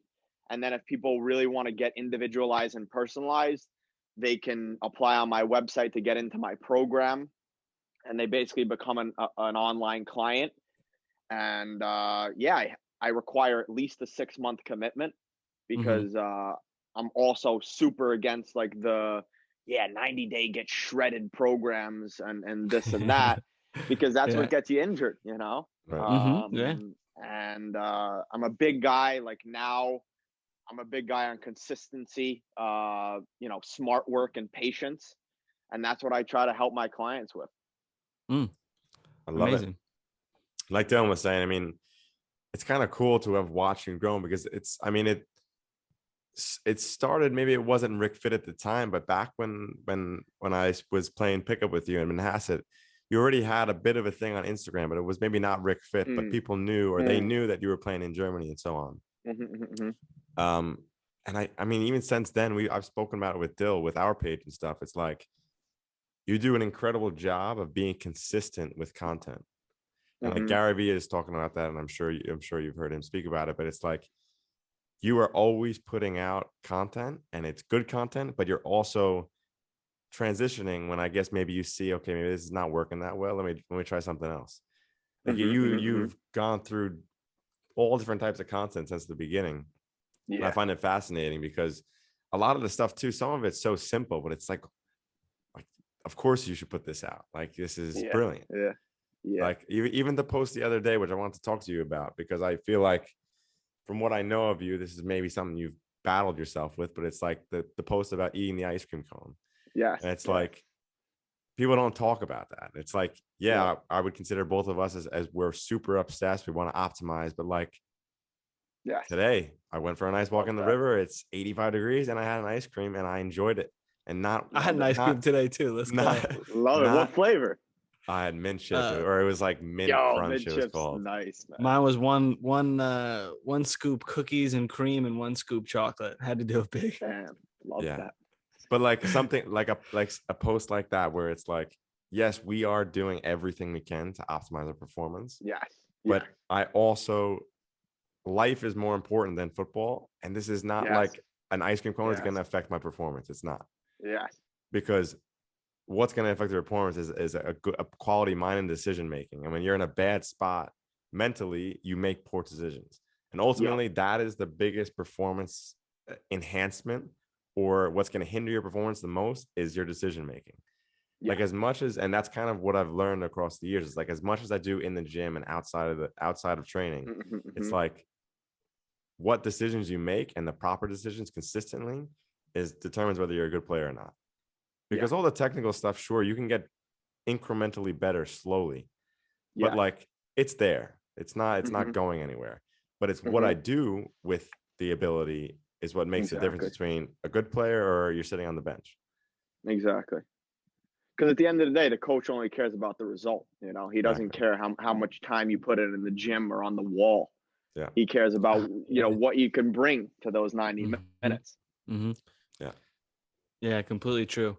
I mean, I was just looking at the other day. I mean, we won't call you an influencer. You're a footballer who has a good following. And I mean, that's following's over 100. It's a following over 100,000 people. So, I mean, it took some time to build up. So, you know, a lot of people are trying to build their own brands, and, you know, we're big proponents of, if you have something you believe in, you know, go all out and do everything you can. So for people who are trying to build a brand, just like you did and are continuing to do, what are some, you know, big tips and big things that you say are necessary for something like this? So basically, why I love business so much, and I didn't go to business school. I learned it all from Gary Vee. I love that guy. Gary Vee University, baby. He is the man. So basically, you know, the main thing is help people for free. You know, no, I got to go back to what I said. It's too late. I need some caffeine. But the reason I love business so much is because it's so similar to your body. You know, it's about, you know, consistency, quality work. And, you know, I just think I really relate it so similar to the body, because I always post this one thing. You can't get fit eating one salad, and you can't get fat eating one burger and fries, just like, you know, we had talked about with that post. And it's about consistency over time, consistency over intensity. Really, one workout isn't going to make or break you. It's being on that cycle. And like you said, Sean, like, happiness is everything. When you're happy off the field, you're going to be happy on the field. And I always tell my clients from a nutrition standpoint, consistency over rigidity. I would rather you eat 80% according to your goals, 20% go enjoy yourself. I had a client email me the other day. He's like a young kid, 17, 18. He's like, I'm going on vacation with my family to Montana, traveling around, doing road trips. And he's like, how could I stay on track with my nutrition? And I was like, all right, lay out what the nutrition looks like for me right now. Like, where are you going to be eating, things like that. And we'll talk about it. And literally the message that I gave to him was like, dude, I got to tell you, like, don't worry so much about it. You know what to do. Like, I've taught you what to do. Just enjoy the vacation with your family. I got to tell you, I wish I was on a vacation with my family right now. You're not going to look back when you're 90 and say, oh, I wish I stayed on track with my nutrition for a week when I was in these beautiful places in Montana. And I said, second of all, dude, you're probably hiking 30,000 steps. So I really wouldn't worry so much about it. Yeah. So yeah, I think number one is like, I'm going to sound like Gary Vee when I say this advice, but it's like, number one is consistency of giving people things for free without wanting any monetary gain back. Number two is don't judge yourself too hard. Just like with the ice cream thing, like, man, if you eat an ice cream cone, it's better to enjoy it and be in the present moment than worry about how many calories or whatever is inside. Enjoy it. You're allowed to. And yeah, the third thing is like you said, really stand behind what you do. I was actually talking to one of my mentors who's helped me with my business, is Gary Vaynerchuk's trainer, actually. And I talked to him I talked to him the other day, and I was like, one of the things that I want people to, when they come off my page, I want them to just get a positivity, energy, but a realness. I want to give them my positivity and energy, and I want them to know how much I love what I do and how much I believe in it. But I want them to come out with an emotion, because Gary always talks about when you could get someone emotionally, they're hooked. So it's like, when someone comes off my page, I want them to really think about RicFit. Like, damn, this guy, he gives practical and scientific information, but he's also not a robot. And that's why I post that stuff like that. Like, I'm not all business, and people think that I eat, and I don't miss trainings, and it's just not the reality. Like, I try to be as consistent as possible, and that's what makes me feel my best. That's why I'm so big on it. But like, enjoy yourself, like you gotta go out and smell the roses once in a while. Like, it's not all business all the time, That realness, man. It's in itself, it's part of the brand. It's like you said, there's so much shit out there on social media, and we've been around, especially our generation. We've been around through the kind of the beginnings of it, so we can smell bullshit from a mile away. Sure. So when you have a brand like yours, where you're giving out consistent information that's free and that's practical to things that you do and things that people want to become too, I mean, it makes sense why it's grown so far. It makes sense why you've been able to take it to where it is. Mm-hmm. Yeah. No, I appreciate that. No, I appreciate it. And yeah, like I said, I try to be like as transparent as possible. And I think one of the biggest things, whenever you're chasing something that isn't, that's out of the realm and isn't the same thing that everyone else is doing, man, you're going to have so many lows, man. And like, I always I really want to get into something, because I see so much, from the emotional standpoint with like younger kids, like where people just are struggling mentally. And that's where, I'm not, like I said, I'm not a psychologist, but I've done a lot of research on neurology, the brain, and also I've experienced a lot of this stuff. And one of the biggest things is like, there are, in football, there are, especially when you're not a big player, there are a lot more lows than there are highs. But if you really, really love the game, and you can treat this as a process and a way of life, like, it's just so valuable, and like you said from the beginning, I think you said something about we're always chasing results, and that's the problem, man. We're not people. Yeah, we got these cliche sayings, trust the process, this, that, but once you actually live it, that's when the value is there. Like really enjoying every step of the process is the most fun.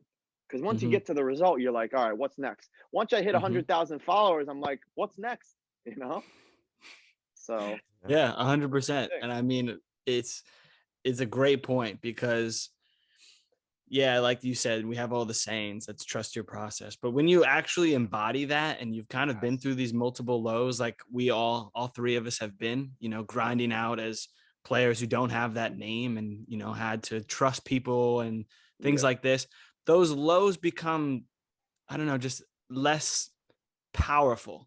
They become just more like little bits of ammo or a shield, or however you want to describe it, that are really just building bricks to make you better and, more intelligent. You've learned so much. Like you said a great quote, and I'll butcher it, but it was essentially along the lines of the things that you learned, by leaving college, and you couldn't have learned that in the classroom.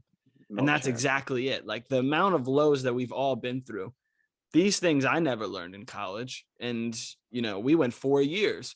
So it's just a testament to, kind of taking that scary route that Sean and I always preach. And, along the way, you're going to learn so much and look back at it. And I'm sure you kind of do the same, as when you look back at some of these lows, it's really not so damaging anymore. It's more like, wow, that happened. And like, that helped me become this. It's crazy, that self-reflection. Oh, of course. Yeah. And 50 Cent, what's his line? Like, if it wasn't for rain, we wouldn't enjoy the sun. Something like that. It's like the same thing. Like it's in many men, I think. But it is in many men. It's funny. It's running through my head right now.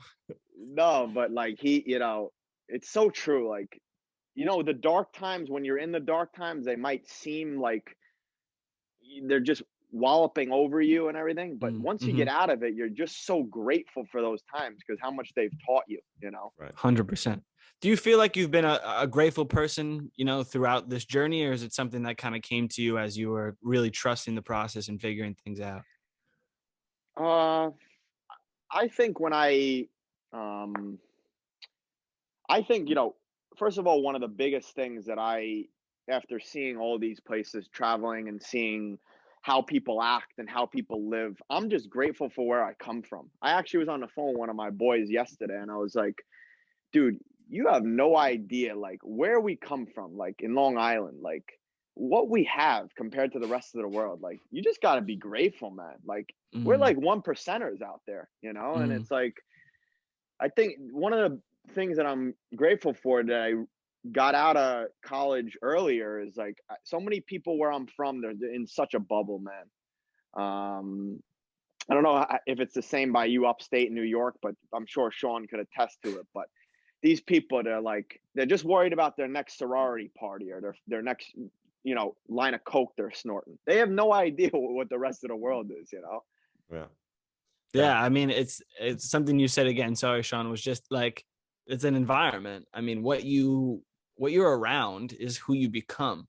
So unless you kind of take those scary risks to go out and do something that's uncomfortable, you're always going to be a product of that environment. And you're not going to be able to change yourself and learn. Really, it's really like the amount you learn from going to another place is uncomparable. Yeah, I've had this conversation recently many times with numerous people, but it's like when you leave the country, because you can go to a new place in America and it's a new environment, but it's the same culture. There's slight differences. But when you go to different countries, it's like there's something so like natural about it. It's like you got to adapt to the environment. kind of assimilate to the culture in a way, and then find your place in order to make it like, okay, I enjoy living day-to-day life, where it's like, oh, I hate this here. Like you have to change your mind somehow. And now after, I mean, what is it now, 4 or 5 years being outside the country, it's like when I go back to America, I love it. I appreciate it. I appreciate everything that I didn't see so true. when I was there, because I would never have known. But you leave the country, there's like it's just little things I can't even think off the top of my head, but it's like little things where it's like, oh, I really appreciate this. You know, even like hearing your own language. Yes. You know, yes. You go back to the US and yo, this cashier speaks English. Like, oh my God, dude, Right. that's so crazy. Yeah, every time. Yeah. Or it's like it's like little things, exactly. Like walking my girlfriend's dog, and it's like I'm walking past someone else with a dog. It's like, oh, I'm gonna have to have a conversation in German right now. Like, what are they gonna ask me? And it's like little things like this where it's like you just don't think about it. I would never have thought about this. Like, oh, I have to have a conversation with this person. Don't know if they even speak English or German well. How is this gonna go? And it's like just a fascinating moment that would never happen in your own country, even if you moved around. Sure. And that, man, like that, I could go in so many directions with that, but like, you know, being able to adapt everything. What's that, man? What's the quote by Darwin? Oh, man. He just talks about like, it's not survival of the fittest is the one who, not the strongest, not the smartest, but the one who can adapt. Fit for the environment. Some kind of, who can best adapt to the environment. Something like that. Exactly. And it's not the strongest of the species that survives, nor the most intelligent. It's the one most adaptable to change. Exactly. And that's one of the biggest things, like, dude, like the ability that you have to, you know, quickly switch your thinking from English to German, and you speak German, and you know, that's just, it's a huge skill, you know. And I think you guys have talked about on the podcast before, like you learn so many different skills over here just to be able to survive and live. And if you don't adapt, you're not going to do well. Like we've seen the guys who, you know, like here's a perfect example. Like when I first went over to Germany and people weren't speaking English, like I said to myself, like, damn, this is going to suck. But what did I do? You know, instead of saying it's going to suck, I tried to flip that switch, change the perspective. It's like, I learned German, and now I could speak decent German, you know, and I tell people now, like, I wish in Sweden they didn't speak such good English and they weren't so, you know, willing to speak English, because I would have learned Swedish. Right, exactly. But I'm grateful for those dark times where I felt lonely and I felt out of place. And I was like, man, how am I going to do this? But I'm so grateful I did. And we know those other foreign players who weren't willing to learn German, who didn't do well over there. Right. And even with that too, it's like just moving from place to place within the country, in Germany or in Sweden, or moving from country to country. We are so much better able to adapt to the new environment, where it doesn't, like, I can honestly say that it doesn't phase me anymore to move from, I mean, I'm going to be moving again soon to like another temporary room until I have another apartment. This is like the 9th time in 3 years. And it's like, this is normal. Like it is what it is. And it's like, in the beginning, it was a big stress, but now it doesn't phase me. It is what it is.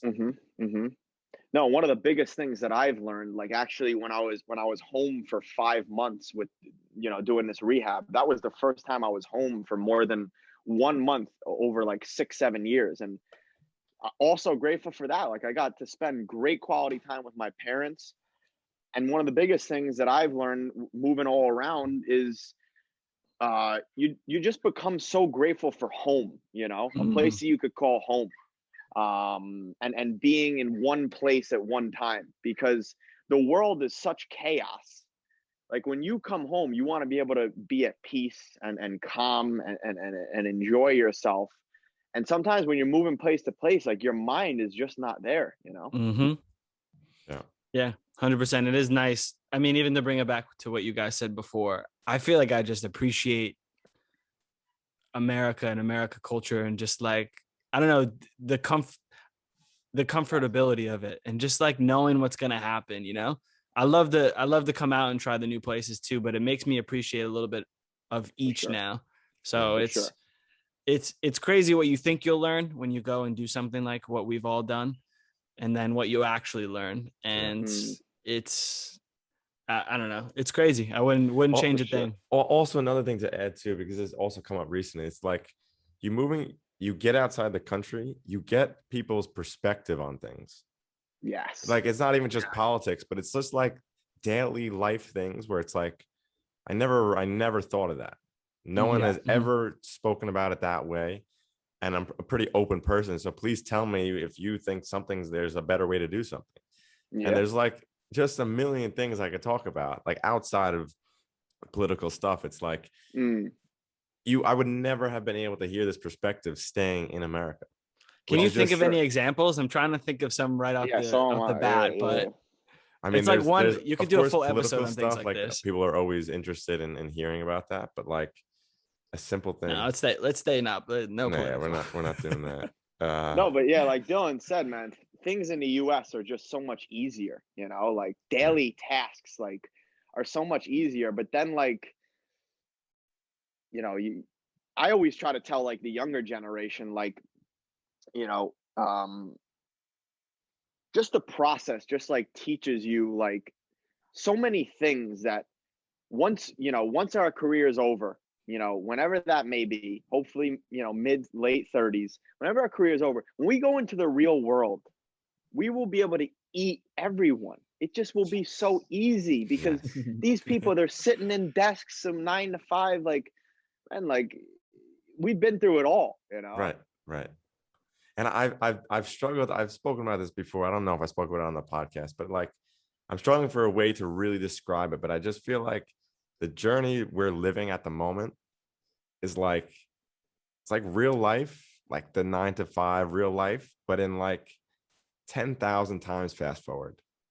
It's like the going contract to contract, game to game, sketchy stuff here, having to move, the lows, the team doesn't want anywhere, you got to get in, and it's like you're living everything, but like an incredibly, it's like a lifetime within itself. Yes, exactly. So then when we get out of this, whenever we're not really going to get out of it, but when we transition into something else, it's going to feel like everything is in slow motion, or it's just so easy, it's so simple. Wow. I mean, honestly, like, you know, not to toot all of our horns right now, but like, this is a good conversation, man. This is something that it's wise.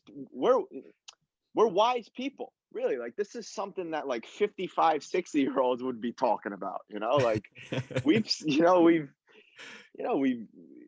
the ability to have a good conversation is one of the biggest skills. And, you know, not a lot of people can do it. Like when I'm around, you know, some people that I'm around, I just can't have a conversation with because I can't relate, you know, but like you know, I think through everything we've been through, we've become very relatable to everyone. And once you can relate to everyone, you know, I think you guys have talked about it before, like the money thing with football. Like, you know, I remember when I first came out here, like a lot of my friends were asking me how much I made, and they would laugh at me, and that's fine. But, you know, I take those skills that I've learned, and, you know, when I'm older, you know, Jordan Peterson, I forgot what he said, but like when you're 20 and you're 30, that's where you're living, your experience. Real wealth comes at 40, 50. And I'm not saying it's all about money, but it's like, just to put that stuff into perspective, like this journey I think you actually said this, it's priceless. It really is. You know, there's always different ways to, you know, really categorize something. And it doesn't always have to be monetary. So like, you know, the success doesn't have to be in terms of dollars or trophies, or, you know, it doesn't have to be, like we said, it doesn't have to be results driven. It doesn't have to be a number, a personal best that you squatted. It can be everything that you learned to get to where we are and to where we continue to go. I mean, yeah, the things that we've learned, I mean, like I said, you know, I wouldn't change it. And for sure. Yeah, I think it's been a great conversation too, not to toot our own horns. Yeah, for sure. I mean, all you people out there, you're welcome. No, I'm kidding. We might have to start the episode like that and then come back to this. You're welcome. Well, it's true there's though. the 14-year-old Rick. It's bro, that's the thing, man. Like, comes out. My ex-girlfriend actually always jokes around about this with me because, like, when I was 19, 20, she saw the clown me, you know, and she's like, don't ever lose that. I'm like, trust me, I haven't, but I'm a little more mature now, you know. It comes out in the right times now, you exactly. know, some more appropriate times. Yeah, exactly. But even just to bring this back, just to these points that we've been making is like, you know, a thing with footwork is, one, we love to talk to the guests because it always brings out more and more of what we're feeling. You know, it's not a therapy session, but in a way it kind of is, because it's just bringing up, you know, you might be able to phrase something better than us, or you might be able to put something in more of perspective that may help me in this journey, you know? So talking to people who have like-minded thoughts, but different paths, fantastic. I think is another thing that's just invaluable. And hey, we're giving it away for free, people. Yeah, no, exactly. Someone's got to whoop. Give them 20%. Yeah, that's what we're saying. Whoop for us. Footwork Airbnb podcast 25 for you. Yeah. Come on, we'll take a 5%. Anything. Yeah, I actually free shipping. This company, like this company, some supplement company tried to reach out to me the other day, and they were like, and like I've had a lot of people like try to reach out, and I've never actually accepted anything because, like I've said from the beginning, like I'm only going to promote things that I would use. And this supplement, they were trying to give me like 5% return. I'm like, nah, you give me 25%, I'll think about it. You think I need your money? You see this? Exactly. You learn something from everyone, you know. You really do. Shout out that guy. Yeah, shout out that guy. Oh yeah, Saucy Guy. That's his name. Legend. Saucy Guy. If you're listening to Saucy Guy, you're a legend. Shout out to the security guard too, though. Like, that's what I'm saying. He's the real MVP here. We talked about this. This is a whole episode where we talked about you never know like who you're gonna be in front of. This guy's giving you a cavity search, and then he's asking for your highlight video. Exactly. Oh man, legend Igor. Igor. Oh my God, he's even more of a legend. Yeah, but yeah, just like you said, man. Like, I don't know. It's something that I really, you know, I don't know if you listen to podcasts. I Am Athlete, Brandon Marshall, and all those NFL guys. I've seen some clips on YouTube. I don't think I've ever. You guys got to check it. It's fantastic. Cool. Fantastic. But Brandon Marshall always goes into checking the mental health of his like Chad Johnson. I forgot the two other NFL guys that are on there. But it's like, you know, you see these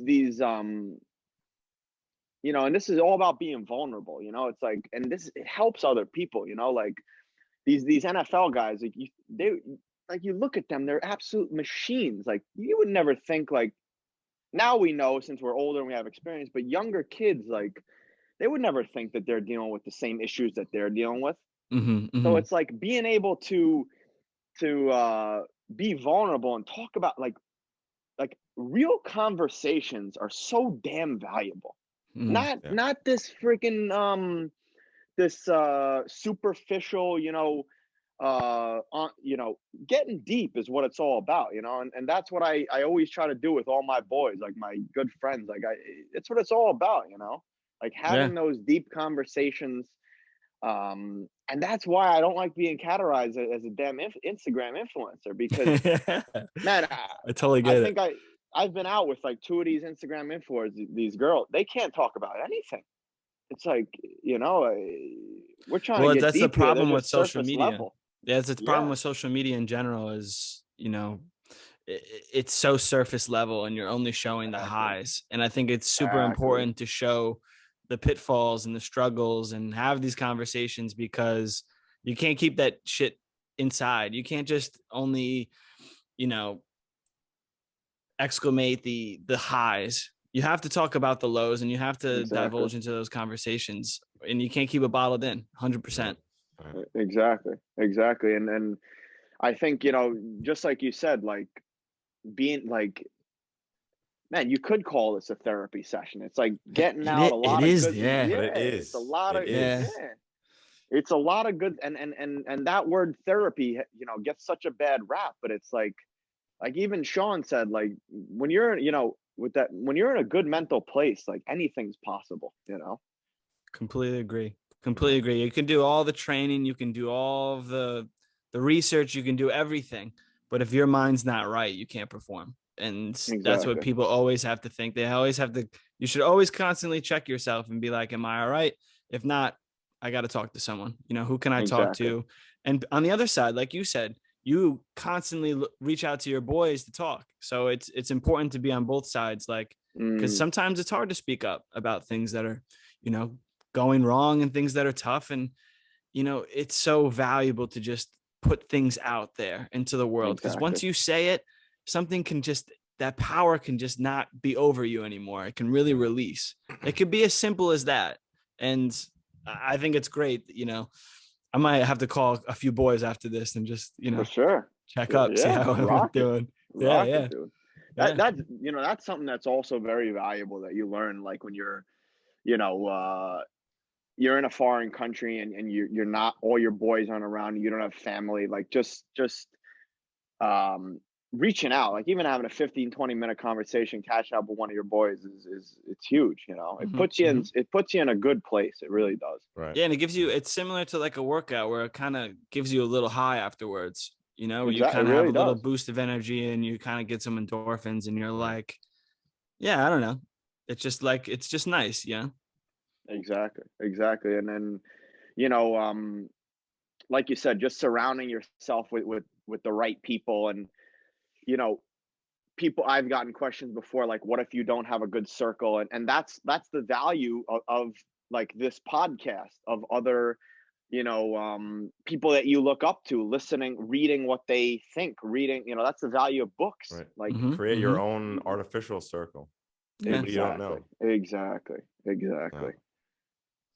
Awesome, Rick. I mean, so this was an incredible conversation. I'll be honest. Yeah. Sure it was. I'm not gonna I shy gotta throw away this from up that. on my podcast if you don't mind, and my YouTube. Yeah, this is Please. I mean, we could keep going, but there's gonna be a round two.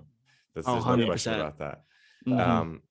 I mean, you've given so much gold here today. But if there's advice, not necessarily for your younger self, but to anyone looking to pursue their dream, I wouldn't say young people because they might be older and looking to switch it up, what would you give them? What's your advice to them? Damn, I always ask this on my podcast, and now you stumped me, man. It's always easier to ask this question than to receive it. 100%. Yeah. I think the number one thing is really, like, if you want to do something and you talk about these goals and you tell people about the goals, but the most important thing is yourself. You gotta, if you really want something bad, you gotta look yourself in the mirror and actually ask yourself. And you have to commit, not for 1 month, for 6 months, not for 2 years, 3 years. You got to give a good commitment, and obviously you got to be realistic. Like if you want to be a pro player, but you're not sure if you have the ability, you got to be realistic with that. But you got to look yourself in the mirror and dedicate, because like I said in the beginning, like there's going to be so many ups and downs. It's like, if you hit an obstacle, you can't just throw in the towel, because there's going to be so many more of those. Like once you commit, you got to fully commit. And that word is loose. It's a loosely thrown around word, but true commitment is true commitment. And the true commitment is to yourself. You got to look yourself in the mirror and ask yourself, am I willing to make all these sacrifices? What our journey, we've been willing to miss holidays with our family. We've been willing to miss weddings of our good friends of family, birthday parties, all those celebrations. It's we've talked about all the great things of what we've done, but like we said, the low, it comes with lows. Like it's hard to have a relationship with a girlfriend. It's you know, friendships are hard, you know, especially with teammates. You're 1 year here, then you're there. It's hard to keep in contact. There's so many different things. But if you really, really do love the game and you're willing to commit to this, you got to commit. And you can't just write it on social media or tell your parents. It's you versus you. It's in between your own ears. So once you commit to it, you got to be all in. It's all about being all in. I mean, I think that's yeah. I mean, I'm nervous for when I have to answer that question because I don't know if I can top that. I love that. All right. So until next time, keep moving forward. Keep learning. Make your own path. There you go. Thanks, and Rick. Follow these guys. These guys are legends. And follow this guy. This guy's a bigger and follow legend. RicFit. Yeah. Footwork is sponsored by ourselves. Also, Kong Fitness and Merchant Designs, baby. Follow us on Instagram at footwork_podcast. Twitter is at Footwork Podcast. YouTube and Facebook, just check out Footwork Podcast. Search it. Email us if you need anything, any questions at footworkpodcast@gmail.com. And remember, plug, pass. Tell your parents, Amazon delivery guy, mailman, I don't know who, just tell them. Like, subscribe, review, all of it helps. Danke.